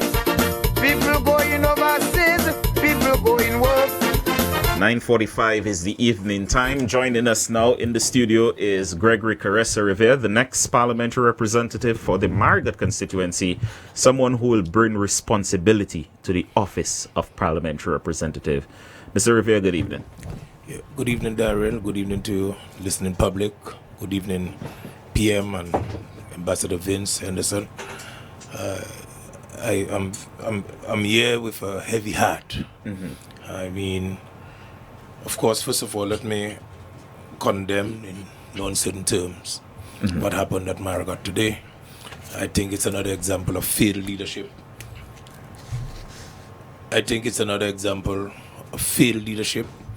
And I want to also say that the vast majority of Marigot people are law-abiding people, and I know they will not condone such behavior. So I really want to condemn what happened in Marigot in a very, very big way. I think what is happening is a great sense of desperation by the United Workers' Party. A few days ago, we kept a meeting at 4 Road in Marigot. And at that meeting, you could see the United Workers' Party supporters. They really came to create a little problem. But our meeting was so structured that they were not able to really penetrate us. The following night, they held a national meeting at the Ghost Town. Then the next night, we decided to move to Sam's Gutter. So they realized that something is building in Marigot as it relates to labor. Today, I went up. We had a couple meetings organized. Supposed to meet at Valley because we are now rehabilitating the Valley Road. So I wanted to go up there to meet with the residents. And then we were supposed to have a training with our election day officials. And by the time I reached to the Tupu Hill area, I realized that the road was blocked. I thought it was maybe just a few idle guys forming the fool. But only to find out when I went there, I saw a few people from the community, a number of people basically standing, watching what was going on, while a few people were engaged in the activity. It is unfortunate that up to this time, we haven't heard any condemnation from our parliamentary representative, neither the former Prime Minister, who himself was a parliamentary representative of the Marigot constituency. Of course, as PM indicated earlier on, if something like this is happening anywhere across the world, we would expect our leaders to come out and condemn it, strongly condemn it, and call for peace, call for restraint. But we haven't seen that from our leaders. And it's really unfortunate. And I think that is one of the reasons why the people of Marigot will make a bold statement and say no to violence, say no to the United Workers' Party, if that is what they want to promote in the country. We have a situation where instead of those people come and talk to the young people, let us talk about employment. What are some of the opportunities for employment?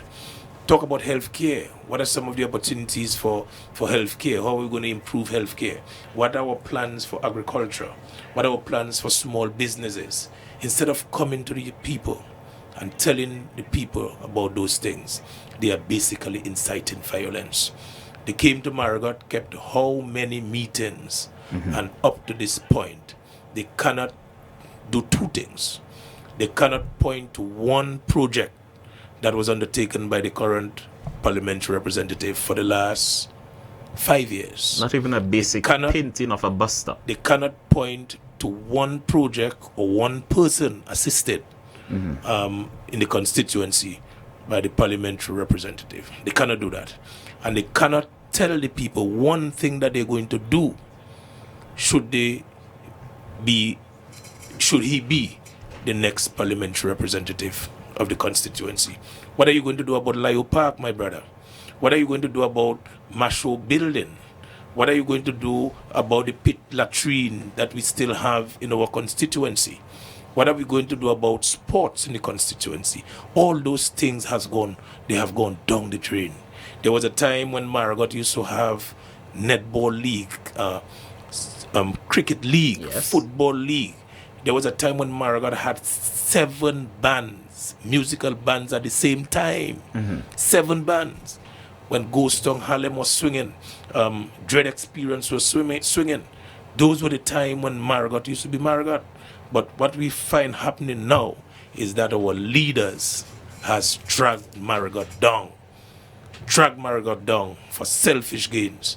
And I personally don't believe that they have the interests of Marigot people at heart. And I really came to this radio station with a heavy heart because I know that is not my Marigot. That is not what Marigot's supposed to be. And come December 6th, because I know that the Labour Party will win this general election. And come December 6th, I will be making myself available to restore the image of Marigot.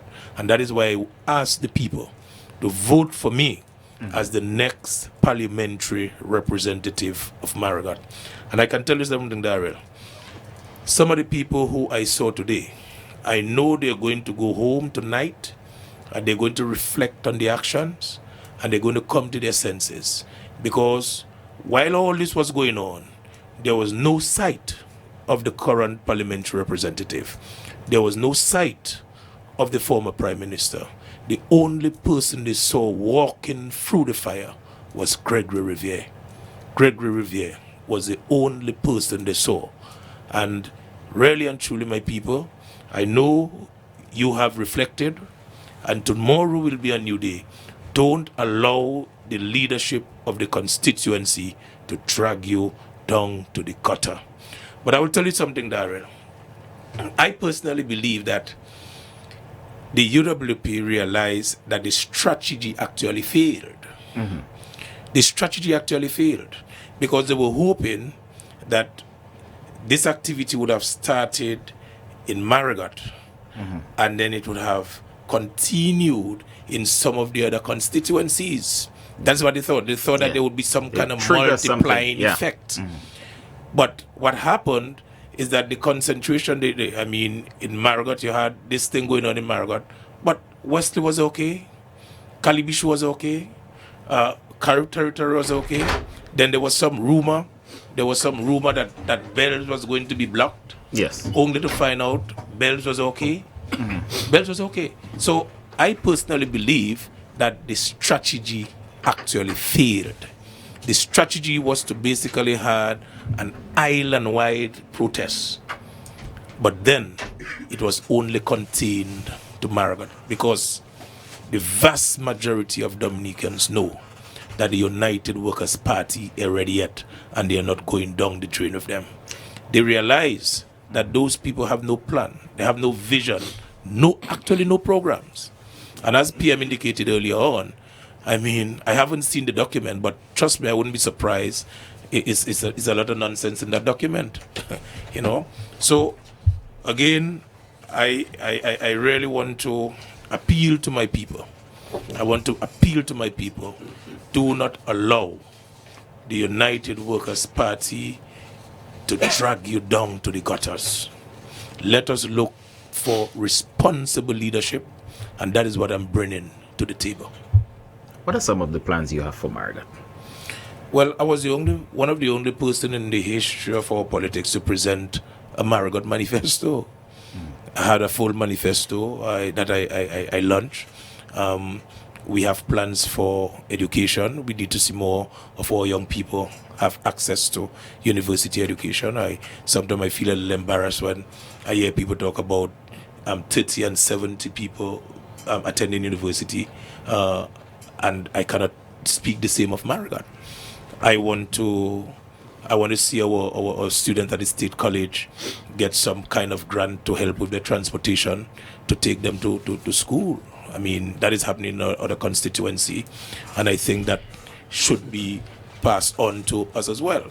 You know, I want to see our roads in better condition. I mean, we have quite a number of feeder roads that I want to see taken care of. I want to say thank to PM.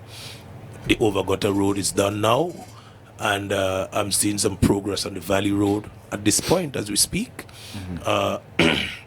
Of course, we have seen the commencement of the Marigot Hospital, so we know that our health is going to be up and cracking. I want to see more assistance to our small business owners. I want to see agriculture taken off. I want to see the whole question of modern agricultural techniques, the whole question of hydroponics and greenhouse agriculture to increase yield. I really want to see the Marigot Fisheries Complex develop into something to the extent where we can see a port of entry, an official port of entry at the Marigot Fisheries Complex, a market for the village. There are so many things Marigot need. I don't understand how those guys can be talking about protesting. So many things that Marigot need as I speak, and I don't even have a document in front of me, and I can just tell you the needs of Marigot. We need people to develop themselves. The whole question of skills training our youth. We need to see, we have a lot of talented young people in Marigot. Young people who are into music. I want to see a brand new studio in Marigot for the young people. I want to see skills training, the adult education. So many things Marigot need, my brother. The question of housing. Too many people in Marigot still on the tarpaulin. I want to see people have climate resilient roofs over their heads. I want to see more houses in Melvin Hall area. We have to regularize the land at Melvin Hall and let people have the land paper. It's too many people squatting, and I remember there was a time when in Fokole area people got $1 square foot. We need $1 square foot as well. So those are some of the things that we are talking about. And I mean, I spoke with PM Skerritt, and he assured me that all of those things are achievable. And what we really need is leadership. Yes. We need representation.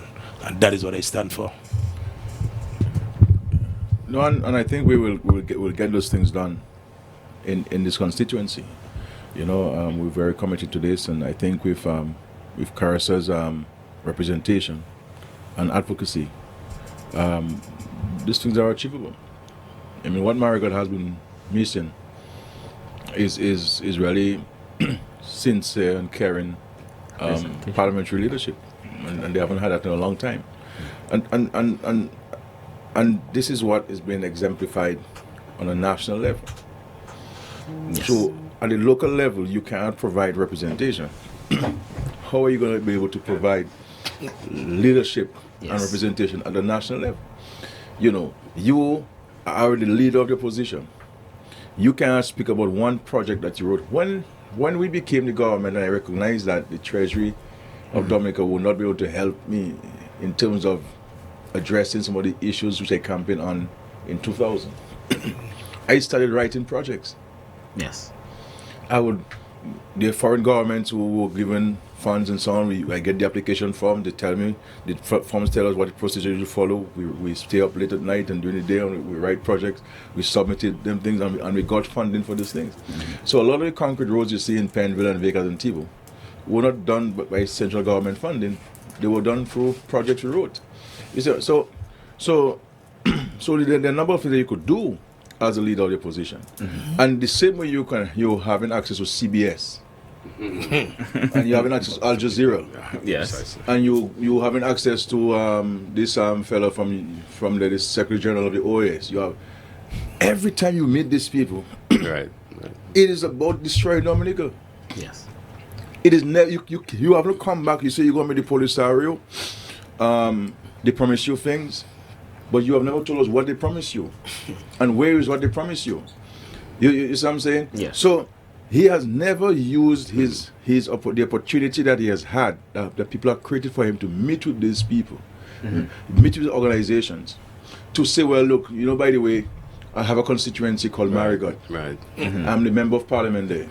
You know, could you give me a few footballs? I mean, they like basketball. You make give me 2 basketballs or some jerseys. You know, some pens, some writing books, some reading books, a few laptops, a few tablets. A laptop is $500 and something US dollars. And if you buy it in bulk, maybe even cheaper. Yeah, you see, the thing is, you made the point. I don't think Lyndon is interested in serving people. He's interested in becoming prime minister. He's not interested in serving people. Unlike you, you see your route to being prime minister as first serving the people in your constituency, the people who will elect you, and then serving the country. But clearly, the guy's not interested in that. The guy doesn't want to get his hands dirty. He doesn't want to go do the kind of work that you need to do to represent people. And it's true. You go out, you meet, you know, PM sent me to have a meeting with this ambassador of that country. And I mean, I slide in a little thing here or there to see if you could get some assistance for people who, you know, you're interested in their development. That's understandable. And people expect that. So clearly, when we talk about a leader of the opposition, it's a very powerful office. It's a constitutional office. People recognize that office outside of Dominica. There's no way you could be in that position and not be able to mobilize a little assistance for people in the constituency. He has used the office of leader of the opposition to besmirch Dominica's good name. Yes. He has used it to denigrate our country. He has used it to black eye our country. He has used it to seek to deny our country access to the CBI funds. And thereby job creation for our people, and thereby better housing for our people, and thereby more monies to farmers and small business owners. All of these things he sought to put in jeopardy to achieve his end, his selfish end of becoming the prime minister of this country. No love, nothing whatsoever. And this is why they have not taken their whole campaign seriously. They have not taken the idea of putting their vision and their plans and programs, policies together.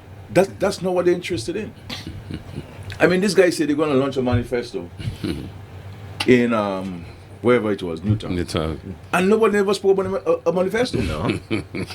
Nobody spoke about a manifesto. When Labour presented a manifesto, Sorry. I mean, we came there ready to work. You know, we came here with jacket and a tie. Yeah. You know, ready to work. And each person, I allow ministers, candidates, to present certain sections of the manifesto. Yes. And they were so long, I had to cut them off. To the point where we had to cut the program to a halt because there's so much to have spoken about in this manifesto that we that 6 hours wasn't enough. Yeah. You see what I'm saying? Yeah. And when we did not only present the manifesto to people, we also had a snapshot of the manifesto, a separate document which extracted from the manifesto some of the salient programs and projects and Yes. policies in this thing. So it's easier reading for people. These guys do not have that. They say they want to launch a youth manifesto. Instead, what they had singing. Yes. Ah, Yes. Uh-huh. Yeah. You see what I'm saying? You could have, not even in a rum shop you could have had those calypso songs where children would be present. At a youth event. And then you have Yeah. a youth event. Shit. And you are standing there. You are sitting there. You see what I'm saying? I mean, the guy who is running against me, he said he's a Christian, for example. And you sat there clapping and smiling over this thing. You don't have the integrity to say, or the principle to say, my brother, I'm supporting that. Yeah. Vince knows that when we came into this thing, and if we didn't like certain things, we would have told Rosie respectfully or tell the party, no, we're not going to do that. We're not saying that on the platform. You see what I'm saying? And if a speaker goes, you know me, if a speaker goes on my platform and says something I don't like, I don't embarrass people publicly, but I will scold him privately. Yes. And I even scold myself sometimes if I say something I shouldn't say. You see what I'm saying? So we take these things very seriously. Because we recognize that the affairs of a state is a serious matter. And because whatever policies or programs you initiate as a government will have an impact on people's lives. And this is why you have to be disciplined with it. You have to be methodological with it. You have to be focused. You have to understand these things. The fact is, Mr. Linton might song bright. You see what I'm saying? Because if he gets a speech 2 weeks in advance, he can read it Yeah. and feel comfortable with it. Mr. Linton cannot speak without a script to make any sense. So his songs bright. There are people who can speak well and song bright, but they do not have the intellectual capacity and the discipline Yes. to think. You see what I'm saying? And to work. Yeah. You see, to work. And so, because a manifesto is not something you can just go and write and so on, and then you print it out and you put it, you stick, you get some glue and you stick it in, or you get a tape machine and you stick, and you think, no, that's a serious document. And so they do not have that discipline because their interest is not about people. And this is why they are putting people out there in harm's way. You see, he wasn't in Marigot then. No. He was not there. He has these guys out there sleeping on the cold pavement, on the hot pavement at night, while he's in air conditioning and Mondaniel, Yeah. watching his usual favorite cartoon.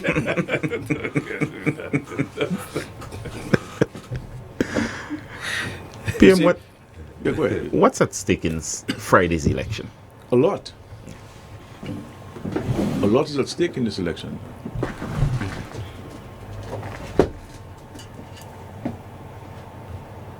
This country has gone through some serious challenges, both man-made and natural. We had to go through an austerity program that was ushered in, caused by man-made disasters, man-made mismanagement of the country between 1995 and 2000. And this Labour Party, when people say we've been in government for 20 years, the first 6 years of this government, the first full 6 years of this government, we spent fixing the mess of just 4.5 years of the Workers' Party. Yes. The first 6 years of this government was spent fixing the mess. We had to restructure the whole financial system of our country. And ushering transparency and good governance principles, accountability. The CDB was not giving us loans because of actions of the UWP government. The World Bank was not giving us loans because of the actions of the UWP government. One, they used World Bank funds without following the procurement processes. Yeah. And secondly, when they got these bonds in Trinidad, they earmarked tax revenue. Tax revenue that's supposed to go into the consolidated fund. They use it to go into the sinking fund to pay for the bonds in Trinidad.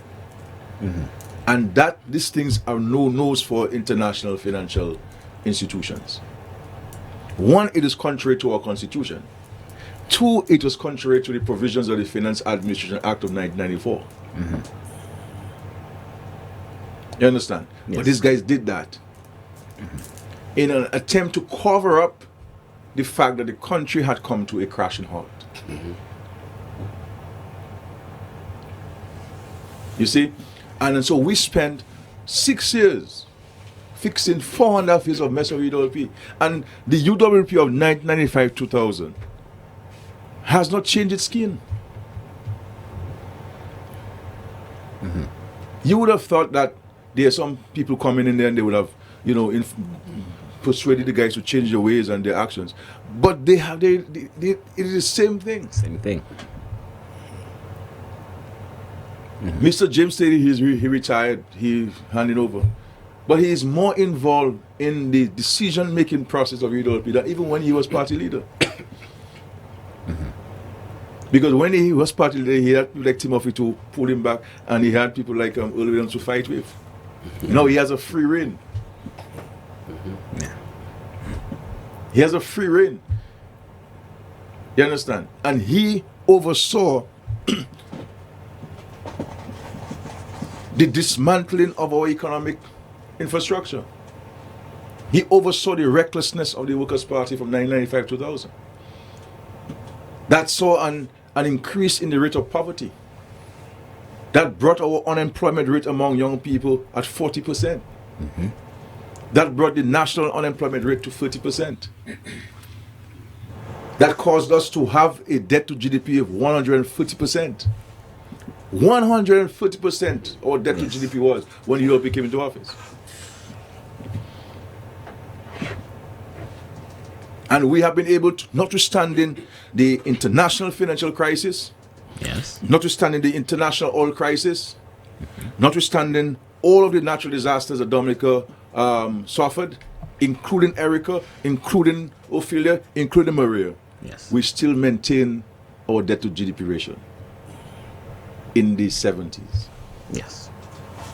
And had it not been for these disasters that caused us to borrow, we would have been at the prudential limit of the central bank at 60% by now. Yeah, me forgot one more thing. Yeah. Edison James also superintended the destruction of the banana industry. Yes. And that is important. And that's why I say to people out there that these guys are vindictive. And when you add vindictiveness with incompetence and arrogance, my brother, Maria cannot touch that, This is serious. And this is a thing that are at stake. And there are people who know it. There are people in the private sector who know it. There's Dominicans who are supposed to know better, who we send to school to get knowledge, who claim that they have degrees in economics, who know how a country is supposed to be managed, who know what financial management ought to be. And they're supporting these guys in their folly because they do not like Roosevelt Scary. And why they do not like Roosevelt Scary? Because Roosevelt Scary is not beholden to anyone in this world, including in Dominica. Yes, I'm saying nobody holds secrets for Roosevelt's carried. I don't owe people, I owe the bank. I owe people respect. But nobody can tell me if I don't give them the money back or something. No. You have no signed MOUs. I have been fearless and responsible. No MOUs I signed. I will respect government. Yes. So them men, they were questioning like China. the China MOU. You know. Oh yes. Yes. Yes. Questioning China MOU, you know. But here the men signing MOU with all sorts of characters. All sorts of characters. But they had an issue with two sovereign governments that are members of the United Nations who subscribe to all international conventions. They had an issue with that. So there's a lot at stake. And I'm saying to Dominicans that with Roosevelt's carrot and the Labour Party, you know what to expect. You know what to expect. And with Mr. Linton and the Workers' Party, you do know what to expect. When people say you don't live in what you know for what you don't know, we know what we will be leaving Labour to go and get. Yeah. And when a man says that if he becomes Prime Minister, he will cancel all agreements and contracts that the current government has, setting aside all respect for sovereignty and sovereign guarantees, Yes. not understanding the financial and legal implications to the Treasury of Dominica by that action, that is a man who should not be even a member of Parliament, far more as a Prime Minister of the country. And he has said that he wants to be Minister of Finance. Yes. You understand? So there is a lot at stake in this election. Those who do not want to be honest with themselves and those who don't want to put country first, it's a matter for them. And they know, because I have not met one UWPI, including the candidates of the UWP, including those who speak on their platform, who believe or who say that Linton is the best man for Dominica, who believe that Linton is competent, who believe that Linton has the ability to run this country. Not one of them. They all know that this man is danger. They want to get him out, but they're not man enough to attempt it. You understand? Yes. They're not man enough to attempt it. And so they are prepared for selfish reasons because they believe that at the trough there'll be less people to drink from the trough. So there'll be greater benefit for them. You understand? So the one or two people in the private sector will get all the concessions they want. We will no longer buy medicine through the OECS joint procurement stuff. There'll be a pharmacy that we'll be buying from. The one that hoping will turn like Bolivia. Yeah. Yes. So that's what it is. These guys cannot tell you. They cannot tell you why they're not supporting the Labour Party. If you ask them about two reasons, you know. Yeah. Remember, give me one reason. One reason. Somebody would have said, "Oh, Skerrit said in diplomatic passports." Yeah. What you doing now, my brother? What are you saying now? What are you saying now? You see what I'm saying? What are you saying now? At least Suki had some principles to say, well, look, my brother, you guys are not transparent. You guys are not telling the truth. To the point where 1 or 2 days later, Linton had to go by Suki to beg him to forgive him and so on, and stay with us and so on and so forth. You see, so there is a lot at stake. And the Dominican private sector who understand that you need a stable government and the state finances must be stable for you to survive. There is no business in Dominica. Don't mind what anybody tell you. Because in small islands like ours, the government really is the engine of growth. This is why the government tries its best to pay for its goods and services within a reasonable time. Yes. Because the government is the largest consumer of goods and services in Dominica. And if the government's public sector investment program is not properly financed, or you have no public sector investment program, it's going to affect the private sector. If the government cannot pay its debts, it's going to affect the private sector. So actions of the government will impact everybody. And this is not a time to throw your country under the bus or to burn your country up in tires for selfish reasons. Because these people know that they will be worse off in this country. And for them not to condemn and for them to be condoning these things is rather unfortunate. We don't run our elections by burning the streets and burning and denying people access to their homes and the businesses and the daily thing. We have always contested elections on the political platform. Yes. We go and we tell the country what we plan to do for them for the next 5 years. How we going to do it. And in recent time, we have to tell them where we're getting the money from.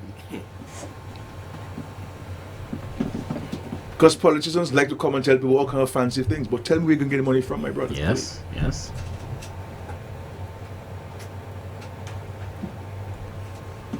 You understand? So there's a lot at stake. And I've seen the public servants, for example, who are allowing themselves to be duped by people with political machinations within those unions. Yes. That I am saying to public officers, within 3 to 4 months of the Workers' Party in government, you're going to have a problem. We have kept every single public officer, including those who were temporary, just a few months or a few weeks before the hurricane came on board, or by the time the hurricane came on board. We kept them at work. We kept them at work. And we didn't only keep them at work, we ensured that we did everything humanly possible with the help of God to ensure that they got a salary every month. When the Workers' Party was in government, people had problems with their mortgages at the banks. Yes. Because the bank is not hearing your employer hasn't paid you 10 days after the month. Your interest comes up one time, your loan will go into default, especially if it recurs every month. Yeah. If it happens every month, it's a pattern. And that will affect your creditworthiness. There are people whose vehicles were repossessed. There are people who went sick, and when they went to the Social Security, they were told that, my brother, for the last 4 years, you have not been paid. Your deductions were not remitted to us. And because the Social Security is an arm of the government, is a statutory entity of the government, then the minister responds, will just tell us what we pay. But legally speaking, purely on the law, Social Security ought not to have paid you your benefits. And purely on the law, the minister responsible for Social Security and the Prime Minister should have been arrested for breaking the law. Because they had fiduciary responsibility to the proper financial management of these things. Yes. And they're saying that they want their country back. Because they want to take Dominica from 2000. The Dominica they left of 2000, that's what they want back. So they can continue from where they left off, because Edison didn't have the book. He has the book that he left in 2000. So, and that is the book they're going to continue from. Of recklessness, irresponsibility, victimization. Yes.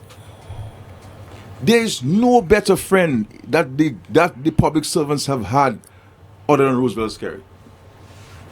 I knew Miss Charles very well. I had the opportunity to meet her many times.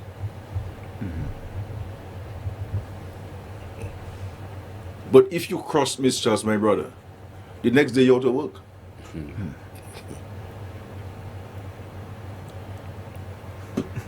People were walking on eggshells when Edison James and UWP was in office.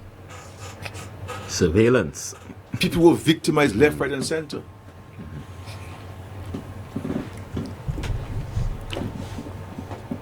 Mr. James conducted a commission of inquiry into the police because he wanted to get rid of police officers who he thought were close to Eugenia Charles. And he could not, based on the provisions of the Constitution, fire the chief of police, Mr. Blanchard, and a deputy. And he brought this cooked up commission of inquiry that made all sorts of false allegations against reputable people, including some people who I see now. Yes. Who I see as flag bearers of the United Workers' Party. People whom we, in many respects, have vindicated Yeah. by calling out when it came to government an injustice that was done.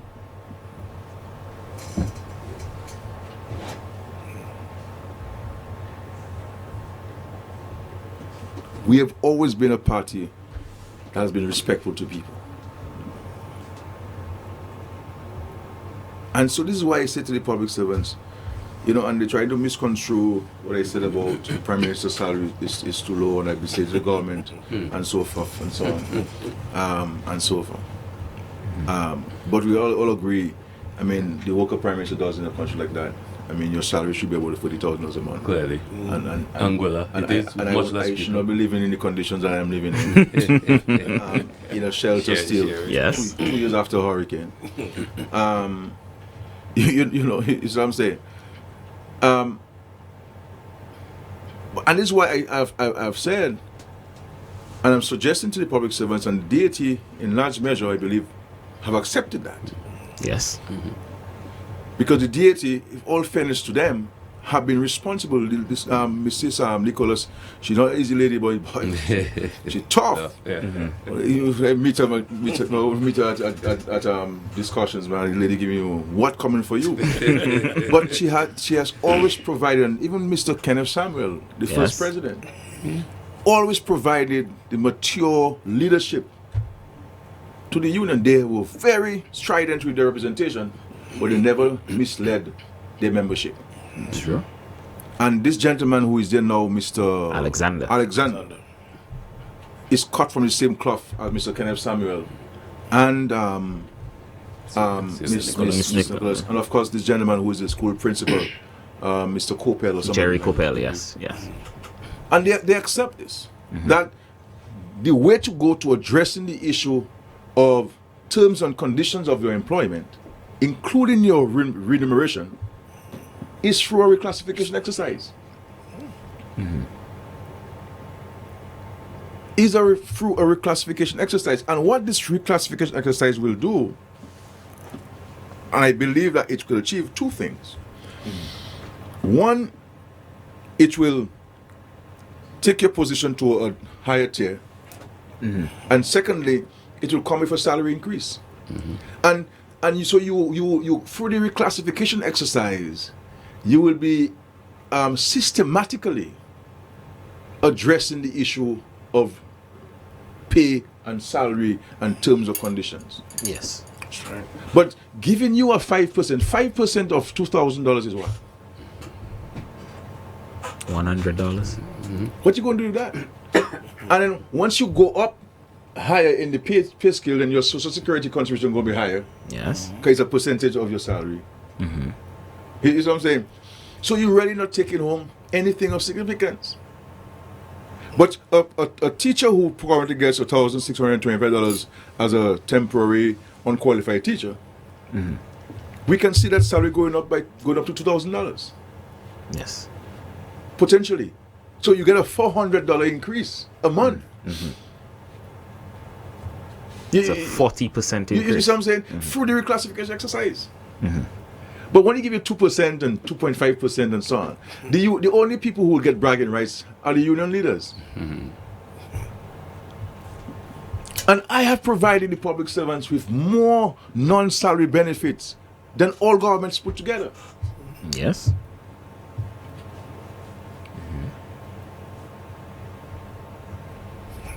Scholarship grants, medical grants, gyms. I have empowered the public service union by giving them contracts Yes. to provide janitorial and security services to the government.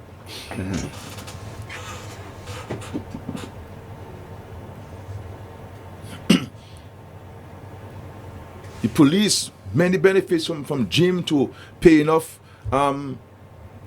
debt at the kitchen.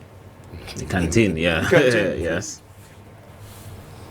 And I have been more respectful to the police than anybody else. I understand that they may have issues with management and issues of the thing that people who should be promoted should not be promoted. And I believe that is something that we have to look at and deal with frontally. You see what I'm saying? But that should not be a reason for you not to continue to be professional. It's true. Because you have a noble responsibility as the security of the state. But if you feel that you've been bypassed for because of promotion purposes and so on, then put it on the table. Okay. If you feel that you have issues with management, don't say make a general statement that you have issues with management. What are the specific issues that you have? Yes. Because that's the only way we can discuss it. But public servants now, and look at the number of public servants now who have degrees, both first degrees, master degrees, and certificates in various disciplines, Yes. who did not have that in 2000. And the majority of them got, if not all of them, got some form of assistance from the government. Yeah. We cover most of the fees for students, for people doing the studies at the UE Open Campus. The $7,776 a semester. So I know it very well. Like, I've seen so many of this. I've seen hundreds and hundreds of these things. They're going to tell you the precise figure. I can tell you the tuition and housing thing for Midwestern and for Grambling. Yeah. Off my head. I even know it better than myself with number. Helping these people. And so I believe that we can achieve the reclassification exercise before the end of 2020. Yes. And my view is that let us put in place a joint task force of the unions, the government, the private sector, and civil society to ensure that this is carried out in a timely fashion, and that report would go to that independent group, and they would make recommendations. We had attempted a reclassification exercise some years ago, and I had said to the public servants, Yes. and I had even written on this, and I said to them that we have to deal with the reclassification by categories of workers. Okay. That teachers, nurses carry out different functions from a road maintenance or an engineer. Yes. And we run the risk of, by pulling all of them together and doing the reclassification as a whole public service, that there'll be people who will be worse off than the current year. And I said to them, because teachers are carrying out a specific and different function from those in the ministry, quote unquote, the ministry, you cannot put them together. Yes, it's a ministry of education, but those who are in administration carry out a different function than those of us in the classroom. And I said to them, let us treat the classroom situation differently, teachers differently. And so when the results came back of the reclassification as a whole public servant, the majority of teachers were worse off. And then we said, we're not going to go with that. And we were suggesting that we go with those who were better off. And we said, no, let us redo it. Okay. And there was some resistance and so on from some quarters. But that's why I'm saying, let us treat the nurses distinctly. Let us treat the police distinctly. Let us treat the teachers distinctly from the rest of the public service.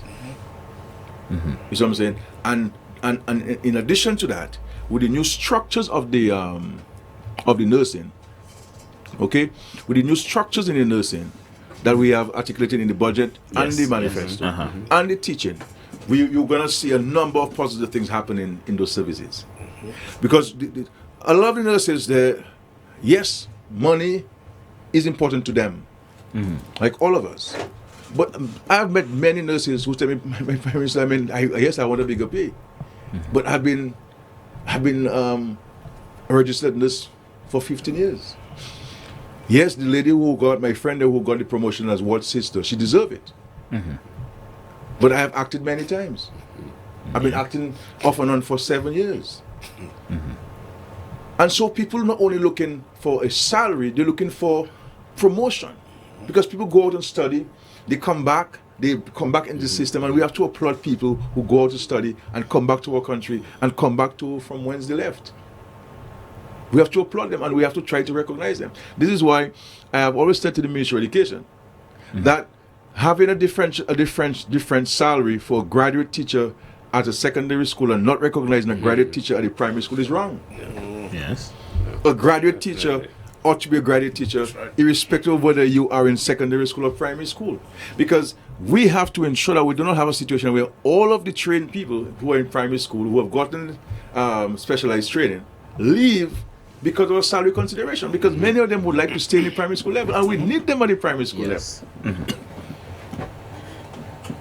So these are things that we have to address in the structural changes that we have to make at the teaching level. That if you are a graduate teacher at a primary school, you should be recognized as the same thing as a graduate teacher in secondary school. You have the same qualification. You're teaching children. You see what I'm saying? So that has to change. And I believe by changing that and bringing in new structures into the system, the teachers will be better off, and in so doing, our students will be better off. Because we have happier teachers teaching happier students. And when people are happy, there's more beneficial things happen. Yes. Same for the nursing. We put in a number of new positions in nursing. Because you have nurses who have gone out to specialize. Yes. So you have a nurse who is specialized in the dialysis treatment and so forth. But she's not recognized for that. So we tell them go to do the studies, and in many instances we even pay for them to go. Yes. But when they come back, they're not recognized for the specialized training that they received, and the special qualification that they have. So that will frustrate anybody. That will frustrate anybody, and I accept that. But a 2% increase or 5% increase is not going to solve your problem, darling. And so we're saying with the reclassification exercise, with the new positions that we have identified, and recognizing people's specialized training, we can address systematically the issue of upward mobility within the teaching service, within the nursing service, and address the issue of salary one time, at the same time. Likewise, the police.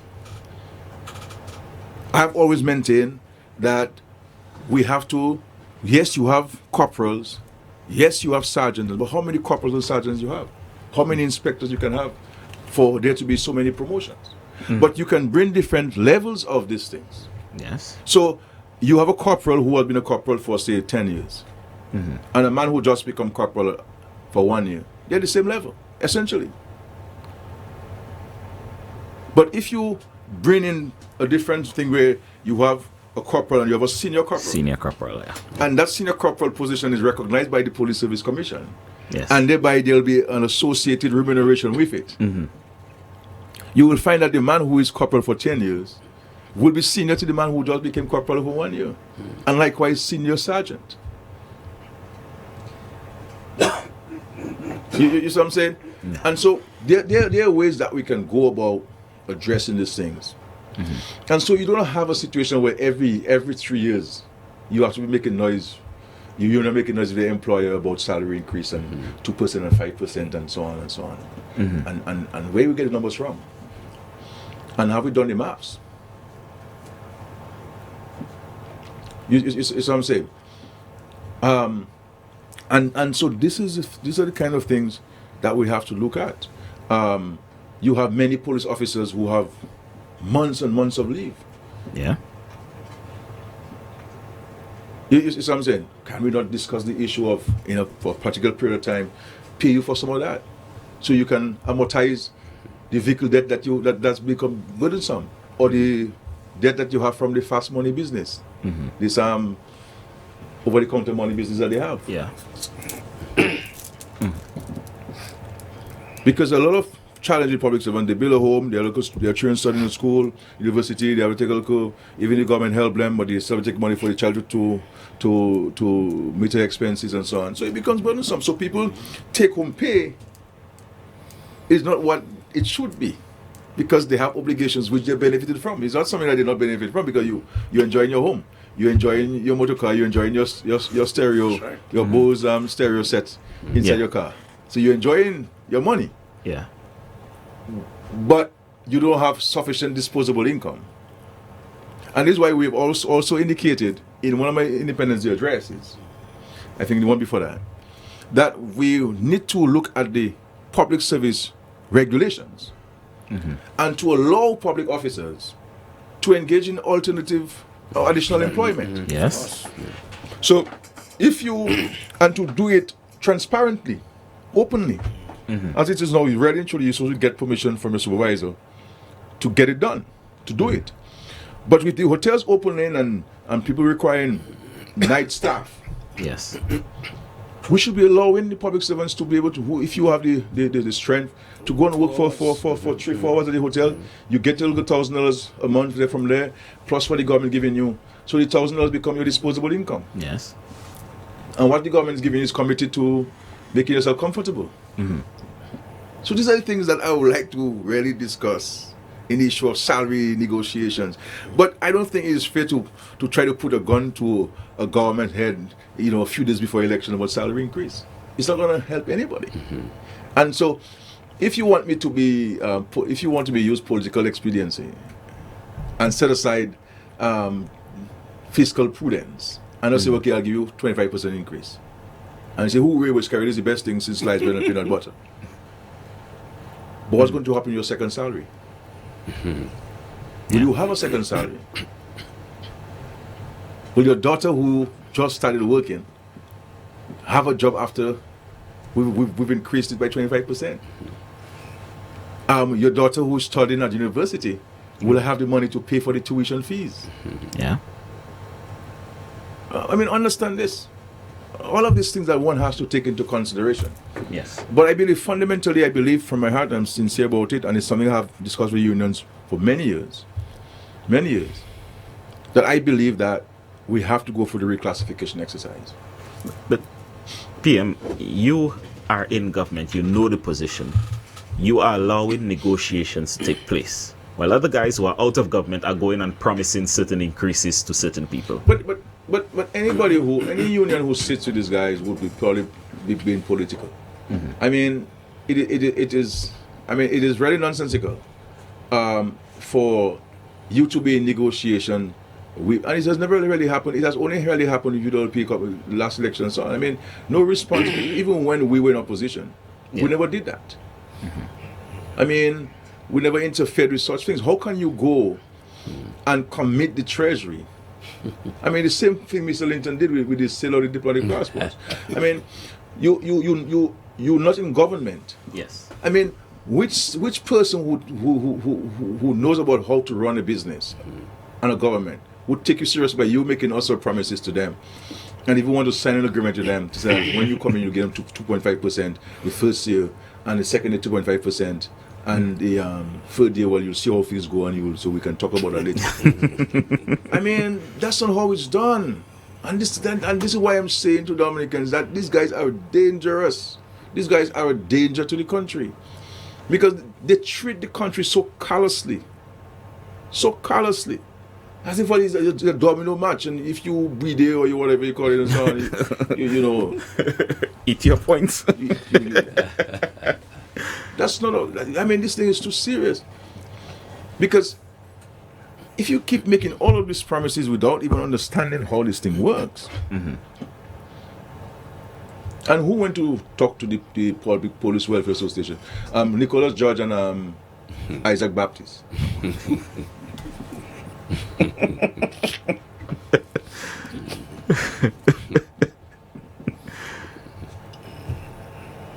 I mean, are we serious? So we have to. This is what I'm proposing, where salaries are concerned, and I believe that we can put the resources to this. We've gotten help from CATAC before, and other agencies that are prepared to. We can reach out to do this work in earnest and quickly, and let's take a decision. I believe that without even preempting the results, because I can't preempt the results of the stuff. But based on my knowledge of this, I believe it can systematically address the inherent issue of salary increases across the public service, and it will also enhance efficiency within the public service. It will also enhance the responsiveness of the public service to the needs of the general public whom we serve. A number of attendant benefits to this, could be addressed and so on. Let's talk some direct things now. Let's talk Al Jazeera. Were you surprised what came out of the Al Jazeera report? This plot twist? Well, I mean, I was a bit disappointed in Al Jazeera, because if you're an investigative journalist, you would yourself verify the facts. I mean, where I'm concerned, for example, they just regurgitated all what the Europeans have been saying for years, But I was not surprised. The thing is, Trevor Johnson told somebody that months ago, I mean, maybe way back in September, that Al Jazeera is doing a documentary and Trevor, is controlling the script. Yeah. And it appears that he also controls the script where Linton is concerned. If you control the script and the documentary came out, everything in there. Everything in there is you. You should take credit for it. Yeah. But as I said, I believe that that was part of a whole strategy to seek to influence the elections. The utterances by this OAS man. Yes. The street protests. Yeah. This article that came out in the Washington Post was already written. And when you have Washington Post, for example, this woman writing an article in Washington Post, and you're saying that somebody said that you want to see the president. Who wants to see a president? Who wants to go to a president's residence and office without an appointment? At 9 o'clock. I'm the prime minister of the country. The president is allowing me to stay in his yard for some time now, and his building. So he give me a galosh money. I don't just walk in by the president's residence or his office and say I come to see the president. No, I don't get my secretary to call the president's secretary to say that I would like to see the president, and the president will tell me when it's convenient for the president for me to come see me. You see what I'm saying? And even when I'm driving in the yard, I see the president trying to prune some of his roses that his wife planted there. Yeah. I mean, I always hesitate to stop and say hi to the man because I have the respect for the office. Yes, I know Mr. Savary. I mean, he and I work together, but I see him as the president. I don't see him as my personal friend or anything like that, or my associate. I see him as the president, and I don't call him Charlo. I say His Excellency. Yeah. Even when, whatever way I meet him, I refer to him as His Excellency. You see what I'm saying? So, where in the world somebody can just come at night and say, I want to see the president, and you put that in an article to say all the people wanted was to see the president. But I mean, But this thing was orchestrated. Yes. These things were orchestrated. It's part of a plan. It is part of the Venezuela notebook. It is part of the Bolivian notebook. You see what I'm saying? And Val talks so much, they allow him to come into like a private meeting. But this guy talks so much that he went and he declared the whole plot. In thing, young bull, I know young bull very well. Young bulls talk a lot. He just talk and so on. I mean, and so young bull is going to talk. I mean, and he say, well, that's what we're doing there, my brothers. That's a Bolivia thing, and we know Scary gonna win, but we're gonna do the Bolivian Scary. You see what happened in Bolivia? That's what we're gonna do, Dominica. You see what I'm saying? And when it's like a emoticon on your phone, like a monkey, and you put it on your 2 hands on your ears. That's why I see Linton put his 2 hands on his ears like that, and he say, "Look at what Val doing." You see what I'm saying? So this is what part of our strategy. But this, my brother. These people come from respected countries. Yes. Americans may have issue with President Trump domestically, Yes. and may even have issues with his foreign policy. But when a leader from the Congress or the House, senator, representative, when they go abroad, they don't speak ill of their country. No. They don't speak ill of their president. They may have national political differences with him. And this is why they take so seriously the attempt to investigate Mr. Biden and Mr. Biden's family. Because that's a no where American diplomacy and politics is concerned. Yeah. So when they see you Washington there, my brother, you get a ticket to come to Washington and you get a place to stay in a hotel there, and you're speaking to some people from countries where they believe in nationalism and they respect authority, and they see you seeking to colluding to undermine this country, and you have nothing good to say about Dominica. You're not saying, okay, well, I have a problem with this, but this is how I would do it differently. Yes. Nothing like this. You're not saying my country is beautiful in the butt, I want to get rid of Scary. No, you're not saying that. To get rid of Scary, you want to destroy Dominica. You understand? So the people at Al Jazeera, the executive producers, Yes. and the investigative journalist, because Linton says he's an investigative journalist, but Mr. Nothing, no, Mr. Nothing, my brother. I told all of us what Sunday Mr. is, and that's what Mr. is. Mr. Nothing, no investigating nothing. Mr. is a gossiper, and so forth. But them men there, Al Jazeera, but they was investigating them. So when they realized, boy, I can't listen to this black fella there. You talking about your country? That's in your country you got affected by this hurricane so badly, and you want to us to write all this stories about your country at this time? So while these guys may have been influenced to come to write a story about Roosevelt Skerritt and the Labour Party, their inner conscience will tell them that they have to do something, they have to investigate Mr. Linton. And they started investigating him. And then somebody gave them the tapes of OJ. And they thought, now when they see the little preview, they thought, it's me, OJ. Yes. Had an arrangement with. You see something? And OJ sitting on the couch. The same way OJ was sitting on the couch in this hotel up there in 1979. Yes. The white hotel, the white building up there. Springfield Guest House. And the fellow be the boy, okay, yeah. OJ gives Skerritt something there, and listen to that. Wait, boy, Al Jazeera have something. Yeah. And who say you don't print its t-shirts and manifestos and horns and vehicles and so forth? And who is saying that he is authorized to speak on behalf of the leader of the opposition? And who signed an MOU to sell diplomatic passports? And who witnessed it? Yeah.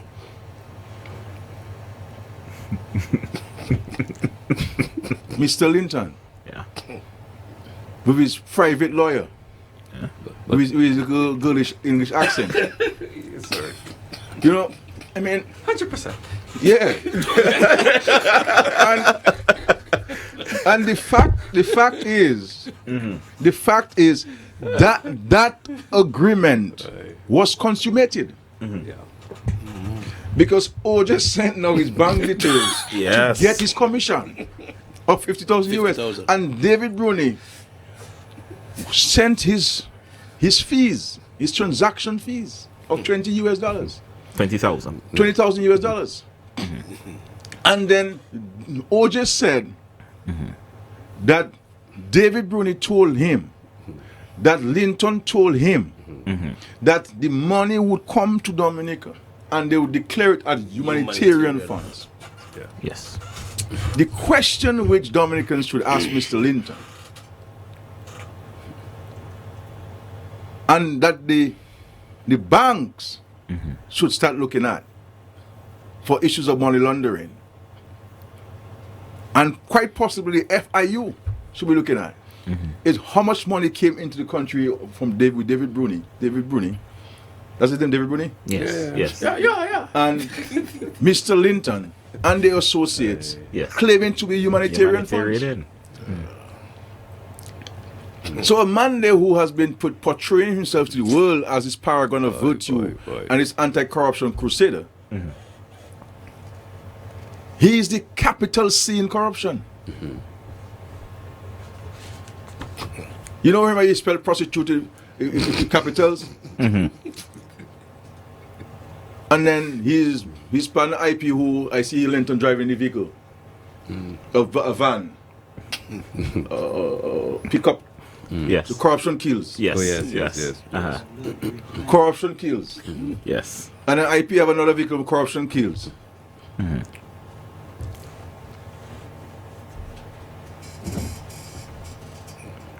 And look at who is corrupt. Look at who is corrupt. And so they started investigating, and that's where all the evidence came about. Yeah. That's where all the evidence came about. And they never told him that they're going to have something about him. Because he was talking to the lady there all the time. Yes. They wrote to me. I set aside all of what they were going to say. You see what I'm saying? No, these are allegations, my friend. These are not true. They're not true. You see what I'm saying? But Linton was shocked that he was digging a pit for Roosevelt's carriage, not knowing that it was his funeral he was getting ready for, and not mine. Because who Jah bless, no man curse. Amen. You see, what time is it now? It's 5 to 10, 11. 5 to 11. We have to leave at 11 o'clock. You see me on his next, See me on time flies. But just to say, I will allow Ambassador Henderson and Comrade Riviere to say a few words. But also say, ladies and gentlemen, that we all have to condemn what's happening in this country. This is concerned. We have always had free and fair elections in Dominica. And we will have free and fair elections in this country. On Friday. On Friday, December 6th. And the elections are being carried out under the same laws of the country that kept Labour in opposition for 25 years. Yeah. Thereabout. That brought in UWP into government in their second attempt to form the government. And that brought Labour into government over the years. The same laws. That in every polling station in this country, each candidate will have the opportunity to put in his own personally selected agent who votes in that polling station, polling district, to be inside the polling station. There are not many countries in the world that allows that. That's right. In many countries in the world, only state employees who are in the polling station. Yeah. But every political party has that. They got nominated under the same laws. Did any of them have any problem to get nominated? No. Including Sam Christian, who is an American citizen. He got nominated. You couldn't challenge him. You can challenge him later. But the law doesn't provide for you to challenge him to get nominated. Though I'm not sure what he put in terms of whether he has any allegiance to a foreign power. But they all got nominated. Have they had opportunities to have their rallies with unimpeded? Yes, even defying the police order. Yes. Yeah. Even going against agreements that they entered into with the police. They hold public meetings without informing the police that they hold in public meetings. They just announce it. We, every political meeting we have, we write to the police, both to inform them and to seek their permission. We went to a meeting with the police. We had already written to have our motorcade. We had planned the motorcade. We had planned the route. Yes. The Dominican Labour Party's representatives went to a meeting with the police. While our reps were at the meeting, the Deputy Prime Minister went out of the meeting and called me to seek my direction. And he said the True Police is suggesting that because of certain issues and so forth, they would recommend no motorcade this election. And I asked him, but why? Why? Because we have a motorcade, it's a tradition. Yes. And when he explained to me the content of the discussions with the meeting with the True Police, I said, okay, go back to the meeting and say, I'm in agreement. I'm in agreement. To the point where the Roseau Valley, as you know, Roseau Valley's community is strange. You have Cochrane, which was detached from the rest of the valley. Yes. So to get to Cochrane, you have to drive through Roseau. Yeah. That they were going in a motorcade way, a convoy rather, sorry. And then the candidate, Dr. Irvin McIntyre, in his publication of the notice of the meeting in Cochrane, had on the flyer absolutely no blowing of the horns. Yes. Yes. Yeah, that's true. So when they were going through Roseau, they went quietly through Roseau and drove into Cochrane to the meeting. All in respect to the decision, not wanting to appear to be at variance with the decision taken. This guy sat with the chief of police. They agreed and they went on to do their own thing. It is the same way they lied to a man of the gospel, a minister of the gospel.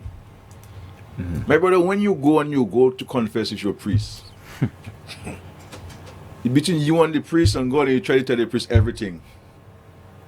You hope that because then priest gossip so much these days, like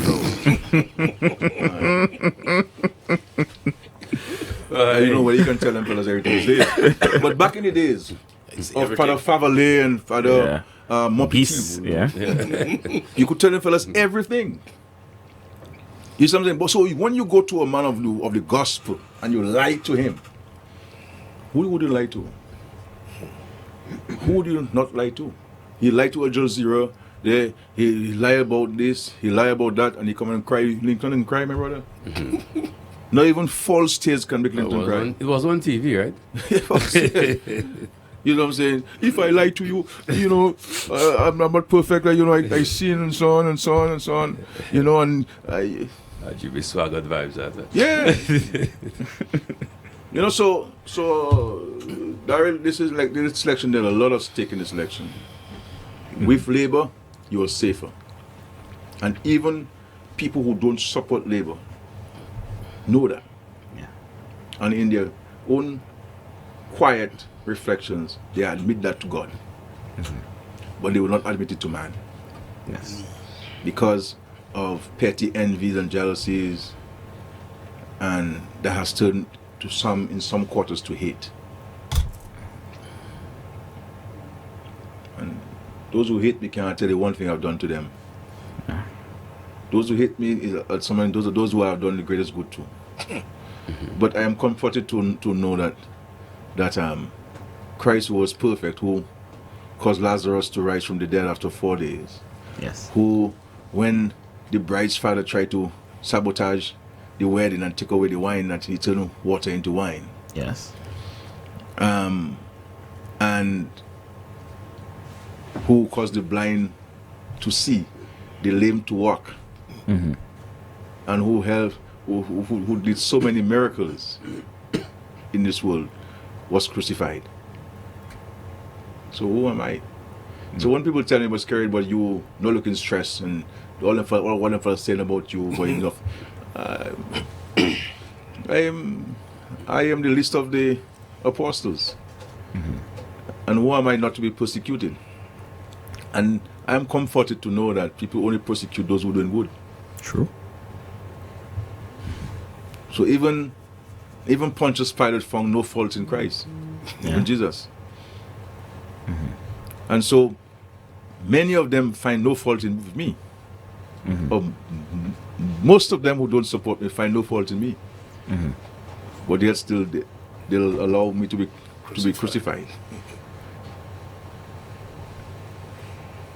You know, but the fact is, I believe that and I accept that my steps are ordered by Christ, and that He has sent His guiding angels to protect me from the wrath of wicked men and those who try to destroy my soul.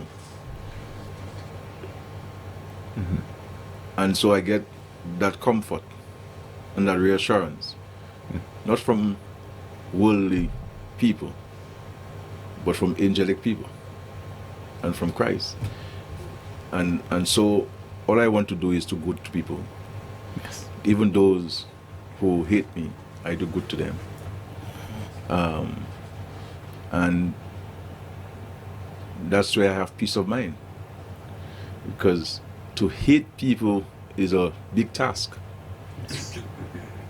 To carry hate is a huge burden. And I have other things to carry rather than for hate. I said I have the issue of poverty to carry, to deal with, and unemployment, and hope for people. That's why. So, but I'm happy to know that the majority of Dominicans, and what I see, Larry, before I really want to stop talking and so on. What I see happening in Dominica is a movement. There are people, there are Laborites who have always voted for Labour, who are firmly planted in this, and there were Laborites who had issues with us, who have set aside those issues as personal issues, and say, my brother, I have an issue with you guys did not give me this, you promised me this, it hasn't been fulfilled, but you are good for Dominica, and I'll give you that opportunity to continue leading the country. There are people who have never voted for us. Never voted for us, who have joined with us, and not joined in pretense. And it's happening in every constituency. I told you I met this young man who said he's same age with me. Yes. And we were having a drink at Nigel's shop. Nigel is a youngster whose mother is from Vickers and whose grandfather is from Woodford. Having a drink there, and the guy told me, Mr. Prime Minister, Scary, look, why I so hate you, my brother. That's what the guy is saying to me right now. I so hate you, man. But you see, the same way I so hate you, it's the same way I love what you're doing for Dominica. Now you see me now, brother, I can do anything for you. So there are people like this who recognize that this is about the country. And people recognize what we did for this country, especially after the hurricane. And you know what a simple man told me at my home in Vickers? We're having something to eat. He said to me, Scarrett, let me tell you something. Anybody who doesn't support you after all what you have done for this country after the hurricane, that person doesn't like you. And that person won't want to support you. But what you did for Dominica, there's no reason why Dominicans should not be at least hailing the efforts of this government, what we have done for Dominica. And there are many people who say to us, that is our fault because we make this thing look too simple. Yeah.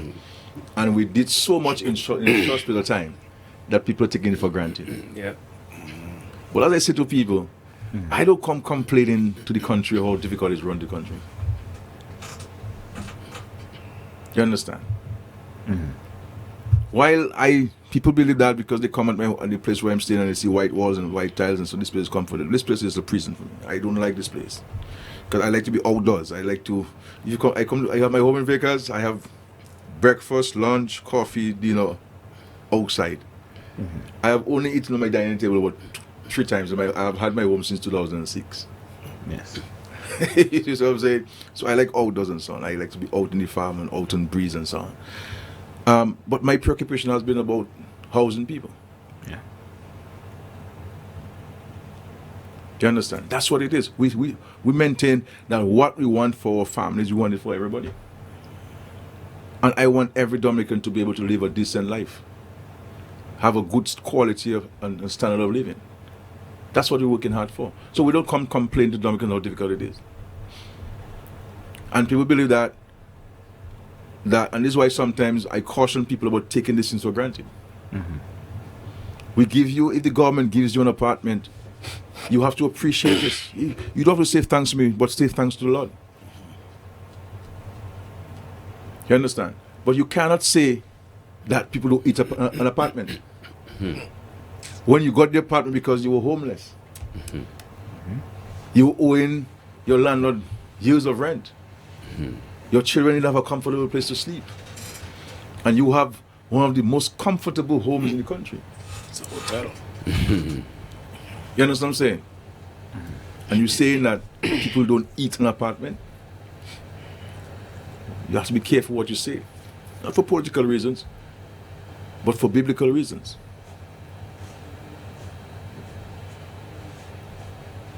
You know? So what we have done for this country is exceptional, but if we make the mistake and we put Linton in, we're in trouble. But I'm comforted to know that the Labour Party is going to win the next election. And his victory is looking big. And what these guys are doing, I'm not sure who is advising them. I'm not sure if it's 4 or 5 white men who they're advising them. Or is it brainiacs within the ULP that's advising them? But whoever is advising them badly. Do you hear the candidates? No substance. Nothing of substance. These candidates, nothing. You know, nobody's coming to articulate a policy. They're just putting out projects. So what are they going to do? I heard the guy from Granby. When I add up what he going to do in Granby, about $25 billion. What was St. Joe? But you know what? No, but seriously, I listened to the guys briefly on Saturday night. And according to a former member of cabinet and parliament, they sound like a mock parliamentary debate. It's like little kids just playing around. I heard the fella from Maho. I really thought the guy had something to offer. The guy spoke for like 3 minutes, and I mean, I'm like, really? And that is supposed to be our government in waiting. I mean, even the youngster from Penn, I thought the guy he said he wanted to follow my footsteps. He's another one. I said the guy wanted to follow my footsteps. My brother, but you should go on and re-listen to my tapes of 2000. I'm not even telling you 2019. My tapes of 2000. My speeches on the platform. With no script. Articulating, look at my video of 2000 with Lennox Linton, articulating policies Yes. and programs with no paper before me. So it's not about wanting to have the position I have, but you have to have the capacity and the ability and the discipline of this work. It's not about putting a tight pants on all the fellas and going on a stage and a tight shirt and so on and speaking and these things, my brother. It's more than that. Putting your clothes is the easiest thing, my brother. Substance. And you have to lean on people who know. I lean on people. I don't know everything. I engage people. I seek advice from people. I seek guidance from people from all walks of life, all different skills, from inside Dominica, outside Dominica, outside in the Caribbean, outside the Caribbean. You see what I'm saying? They have this issue. How will you deal with this issue? You learn from people. That's what we have. People we learn from people. But every one of these guys try to say who's the brightest, who's the brightest among them, and all of them look like a comedy of errors. This guy in Grand Fond used you a medical doctor, my brother. Sung like one. Oh, Yeah. Oh gosh. Sung like one. Yeah. I've never heard you articulate not one sentence about healthcare. That's True. I mean, having a gun mouth pant, my brother, is not enough, my brother. But Slim Fit, they call him now. That's slim fit. With slim fit. Nobody them fellas, nobody them fellas buy them pants and them fellas sew it on that. I know slim fit. I know slim fit. I've seen a few slim fit and so on. Them fellas buying that, them fellas sew it on that. So the fellow from Penville and he grab for your competition. My mouth. I want to see the ginger man over there. So, yeah. so you know, but we laugh these things, my brother, but it is serious business. Eh? Yeah. Because running a country is not dubbing no dollar by the side of the road. This is about people's lives. Yes. This is about the livelihoods of people, the future, their existence. And all of what Labour has said they're going to do for Dominica, Mr. Linton has said he will stop it. And this is why in the manifesto, you talk about youth, but there's nothing for young people in this manifesto. Nothing for the public servants in this manifesto. Yeah. Nothing for seniors in the manifesto. Nothing for the retirees in this manifesto. Nothing. Nothing in there. Nothing.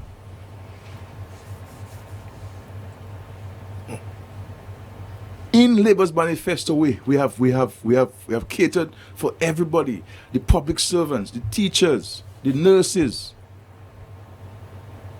the youth, the single mothers, single women, households, families, seniors,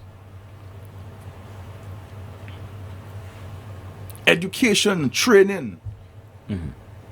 These things are articulated.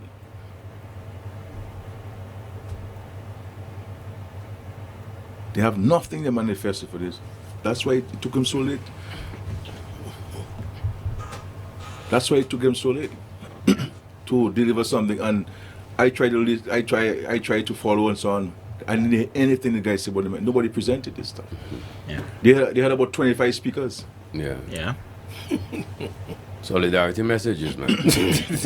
I think they all. But anyway, Daryl, One last question, PM. Are we continuing are we back on campaigning tomorrow? Are we go back to the? Yes, tomorrow we'll get back to it. Some of the meetings that we had tonight, so tonight we'll have them tomorrow, hopefully, and I'll be guided by the campaign manager on this. But as I said, we did not cancel this meeting because there's mass demonstration in this country or the national bringing of law and order. We did that as a precautionary measure to protect people because our preoccupation is always about the safety of our people, and we didn't want to place anybody in any harm's way, and so we've taken a decision to cancel these meetings tonight and to look to the new date tomorrow.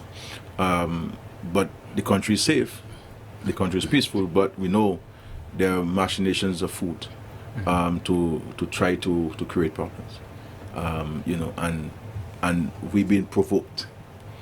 We're really being provoked. Oh yeah. I mean, and we go in the extra mile of turning the other cheek, And I remember in 2005 when these guys blocked the Pego. Yeah. Yep. And I had to make a decision as the party leader. Yeah. And I recall that afternoon when I stopped at Little Venice, the gas station in Wesley. My friend there, I stopped there so that we could have known precisely what was taking place at Pego.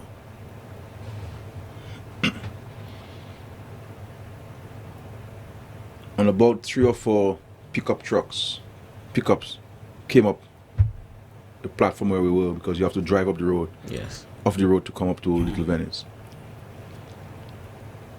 And the guy said to me, "Boss, we all right. We all right."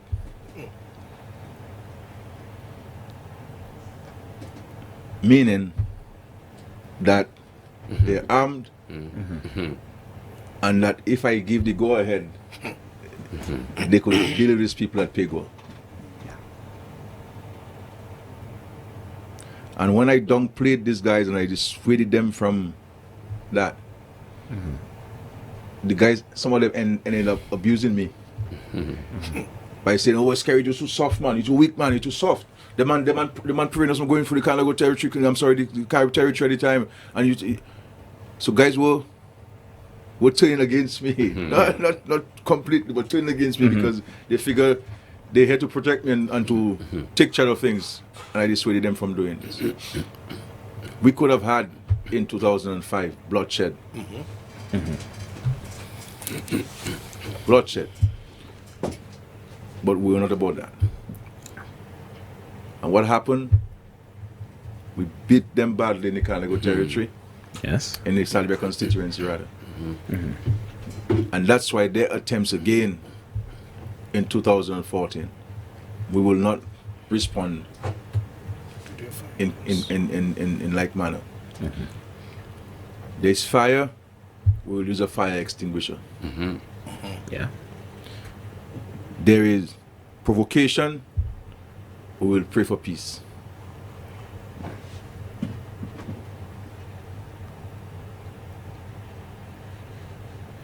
And we are comforted that the people of Dominica, in their good conscience, guided by the biblical and Christian principles, will do what is right by our country.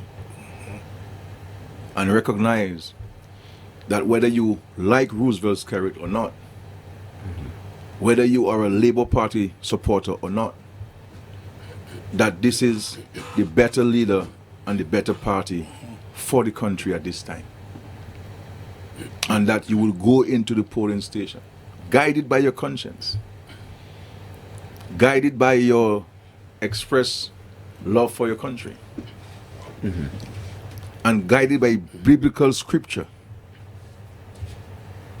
You will go into that polling station and put your X next to the shoe and reject hate, reject those who are fomenting discord in our country, reject those who are propagating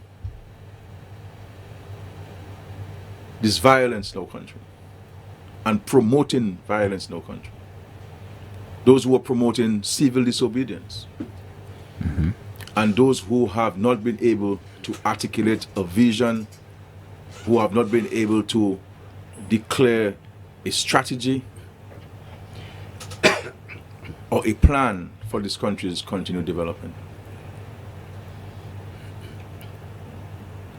And who cannot tell us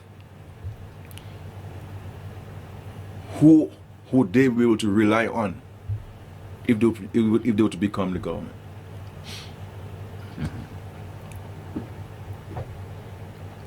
And these guys have no principles. Yeah.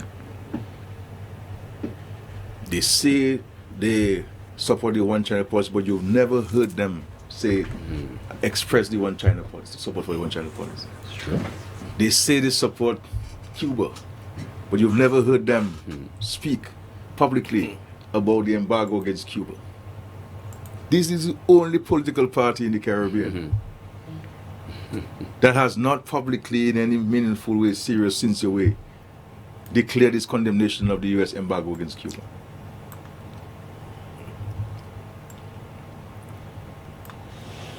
They don't stand, they don't know what these things are. They don't know what sincerity, they don't know what friendship is, they don't know what respect for people. These guys are only preoccupied about their personal self. And so this is why the $400,000 that he would have brought into the country on a humanitarian declaration He cannot caress her hair, Mr. Revere here, has been challenging Mr. Linton for the last 10 months to present a report card to the people of Marigot. Yes. $400,000 is 1 million EC dollars. And Al Jazeera uncovered 2 MOUs. Yes, they said they had 2. And somebody told me that there is a third. But they did not want to give me the information because it would have been linked back to them. So when you do the maths, at $400,000 a piece, 400,000 times 3 is 1.2 million. That's correct? Yes, US 1.2 dollars. million US. 1.2 million US dollars, 2.7 plus another $500,000. So that's That's about 3.5 million. 3.5 million EC dollars. Not a rough for Marigot.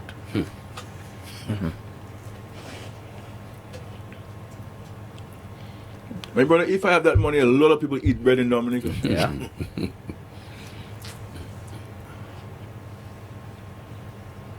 And not one person, Mr. Buy a bread by Suki for. Not one person in Marigot can tell you that Mr. Linton give that to me. He might give that to me. Yeah. Not one person in Marigot that can tell you Mr. Linton gave me from that $3.5 million that he would have received based on his documents and based on his lawyers' public expressions. And so he came to Dominica humanitarian grounds, and not one person that is his philanthropic, he has been his philanthropic efforts. So when the man talk about philanthropy, it's about himself. Yeah. When he talk about aid, is to aid himself. This is why after the hurricane, I have to leave your studio, my brother, because I have a longer tomorrow. After the hurricane, you know, I ensured that we sent supplies to his home, you know. Yes. So the people who were responsible for Mon Daniel, I tell them, make sure, this is the man is the leader of your position. Yeah. And make sure you guys go to deliver it to his home. One time when they went there, and they packaged his nice box for him and so on, and Mr. Linton look. He's not watching the box, he's watching the vehicle. He for the whole everything because of him.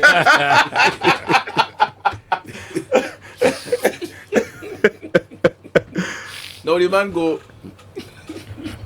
and the man called Asot Michael. And the man asked Asot Michael for 1 generator. 1 generator the man asked Asot Michael for. Now you know, I mean, I'm almost in the cabinet of Antigua and Barbuda. So I have to know. Yeah. You see what I'm saying? I have to know. So the man called for 1 generator, my brother. The man don't call one for Sikiri or anybody, you know. Ask for 1, and the 1 generator landing on my car, the man going to take his generator and put on his place. And so on. As busy as I was with all my responsibilities as Prime Minister, I had access to a freezer where the president had me staying by his place there. Right? And I used to put bags of ice, plastic bags of water, or I used to use the bottle. I used to freeze the bottle. And I had guys on a daily basis, several times a day, just going across Dominica, different parts, and give people a frozen bottle of water. Yes. I used to go to the senior citizens' place. I mean, ice in those times was gold. It's gold, yeah. Yeah. Huh? And you know, I tell the guys, look, this morning I want you guys to go to Goodwill.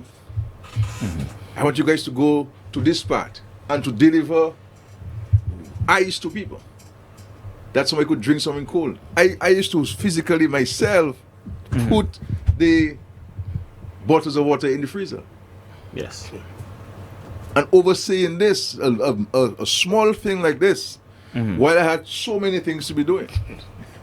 You know what I'm saying? I used to give the guys the schedule to deliver, even to give to the people who work in the streets, the police and the foreign officers and people in the sea and different places, in the government buildings and so forth. Yes. And that made a huge difference because people had the ice, they could put it in the basin, put their drinks over it, the drinks cold.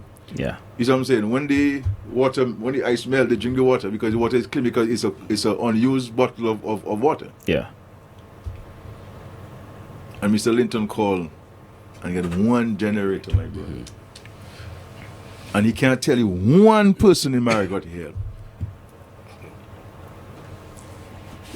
Anyway, you're tired of asking me questions as well. And I'm tired of telling you why I'm stopping. And I'm tired of going on. So I will pass it to Caressa. Yes. PM just basically want to endorse all that you said. I mean, I want to also call on the people of Marigot to refrain from violence and let us move forward in peace. We recognize that the opposition has absolutely no plan. They were caught unprepared, and that's the reason why they were not able to present a decent manifesto. They were caught unprepared, and they try a number of strategies that really failed, PM. They tried the $1.2 billion, it went down the drain. They tried the electoral reform, and I mean, after Ambassador Vince and Francine went to the OS, it also went down the drain. They tried the Al Jazeera story, and I think that was the story they thought that would really bring down the Labour Party, only to find out they didn't realize the climax was on them. They didn't realize. And now we notice that they are turning to violence in the street. And that too will fail, because I think the people come to the right understanding that these guys they have absolutely no plans, absolutely no program, no vision for the country. And that is the reason why on December 6th, which is Friday, I think the people will come out in great numbers to teach those guys a serious lesson and vote against them. And I think they made it clear on the platform. Was it in Cassie Bruce? I think you articulated well, PM, when she said in Grand Four it was. Grand Four? Grand Four, yeah. The only symbol you need to see is the shoes. Yes. And that's all good. And even after the Al Jazeera story came out, I was really hoping that the gentleman would make a serious apology and even step down. Because something like that coming at you, I mean, there's no way you should be holding any position in this country. But he did not step down because he knew that on Friday, Dominican's going to step him down. Dominican's going to step him down. So I want to thank you for the opportunity to basically come and talk to my people and let them know that leadership is coming. Leadership is coming.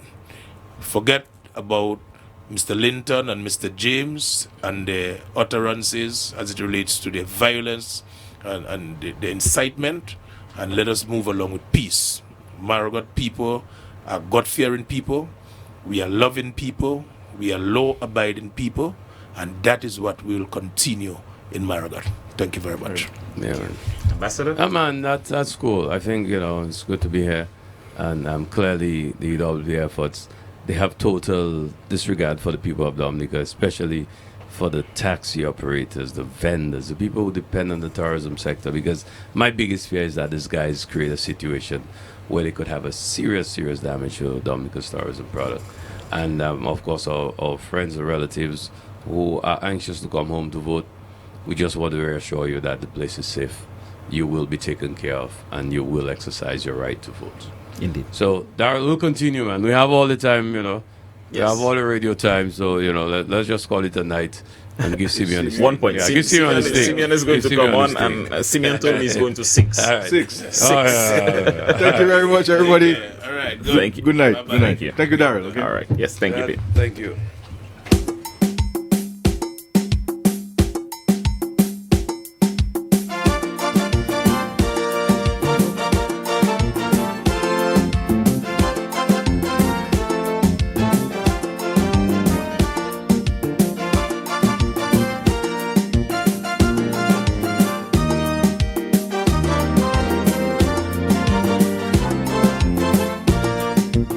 Jack throw away his jacket, Rover still have his own. What is not your business? please leave it alone. Every day all you're talking comments, trying all your best to pull people down. This man is a king sitting on his throne, so all you leave the comrade alone. Check the development in this country, leave the comrade alone. Secondary education becomes compulsory, leave the comrade alone. Even though the man he went down to Rome, leave the comrade alone. Every king have the right to defend his throne, so all you leave the comrade alone.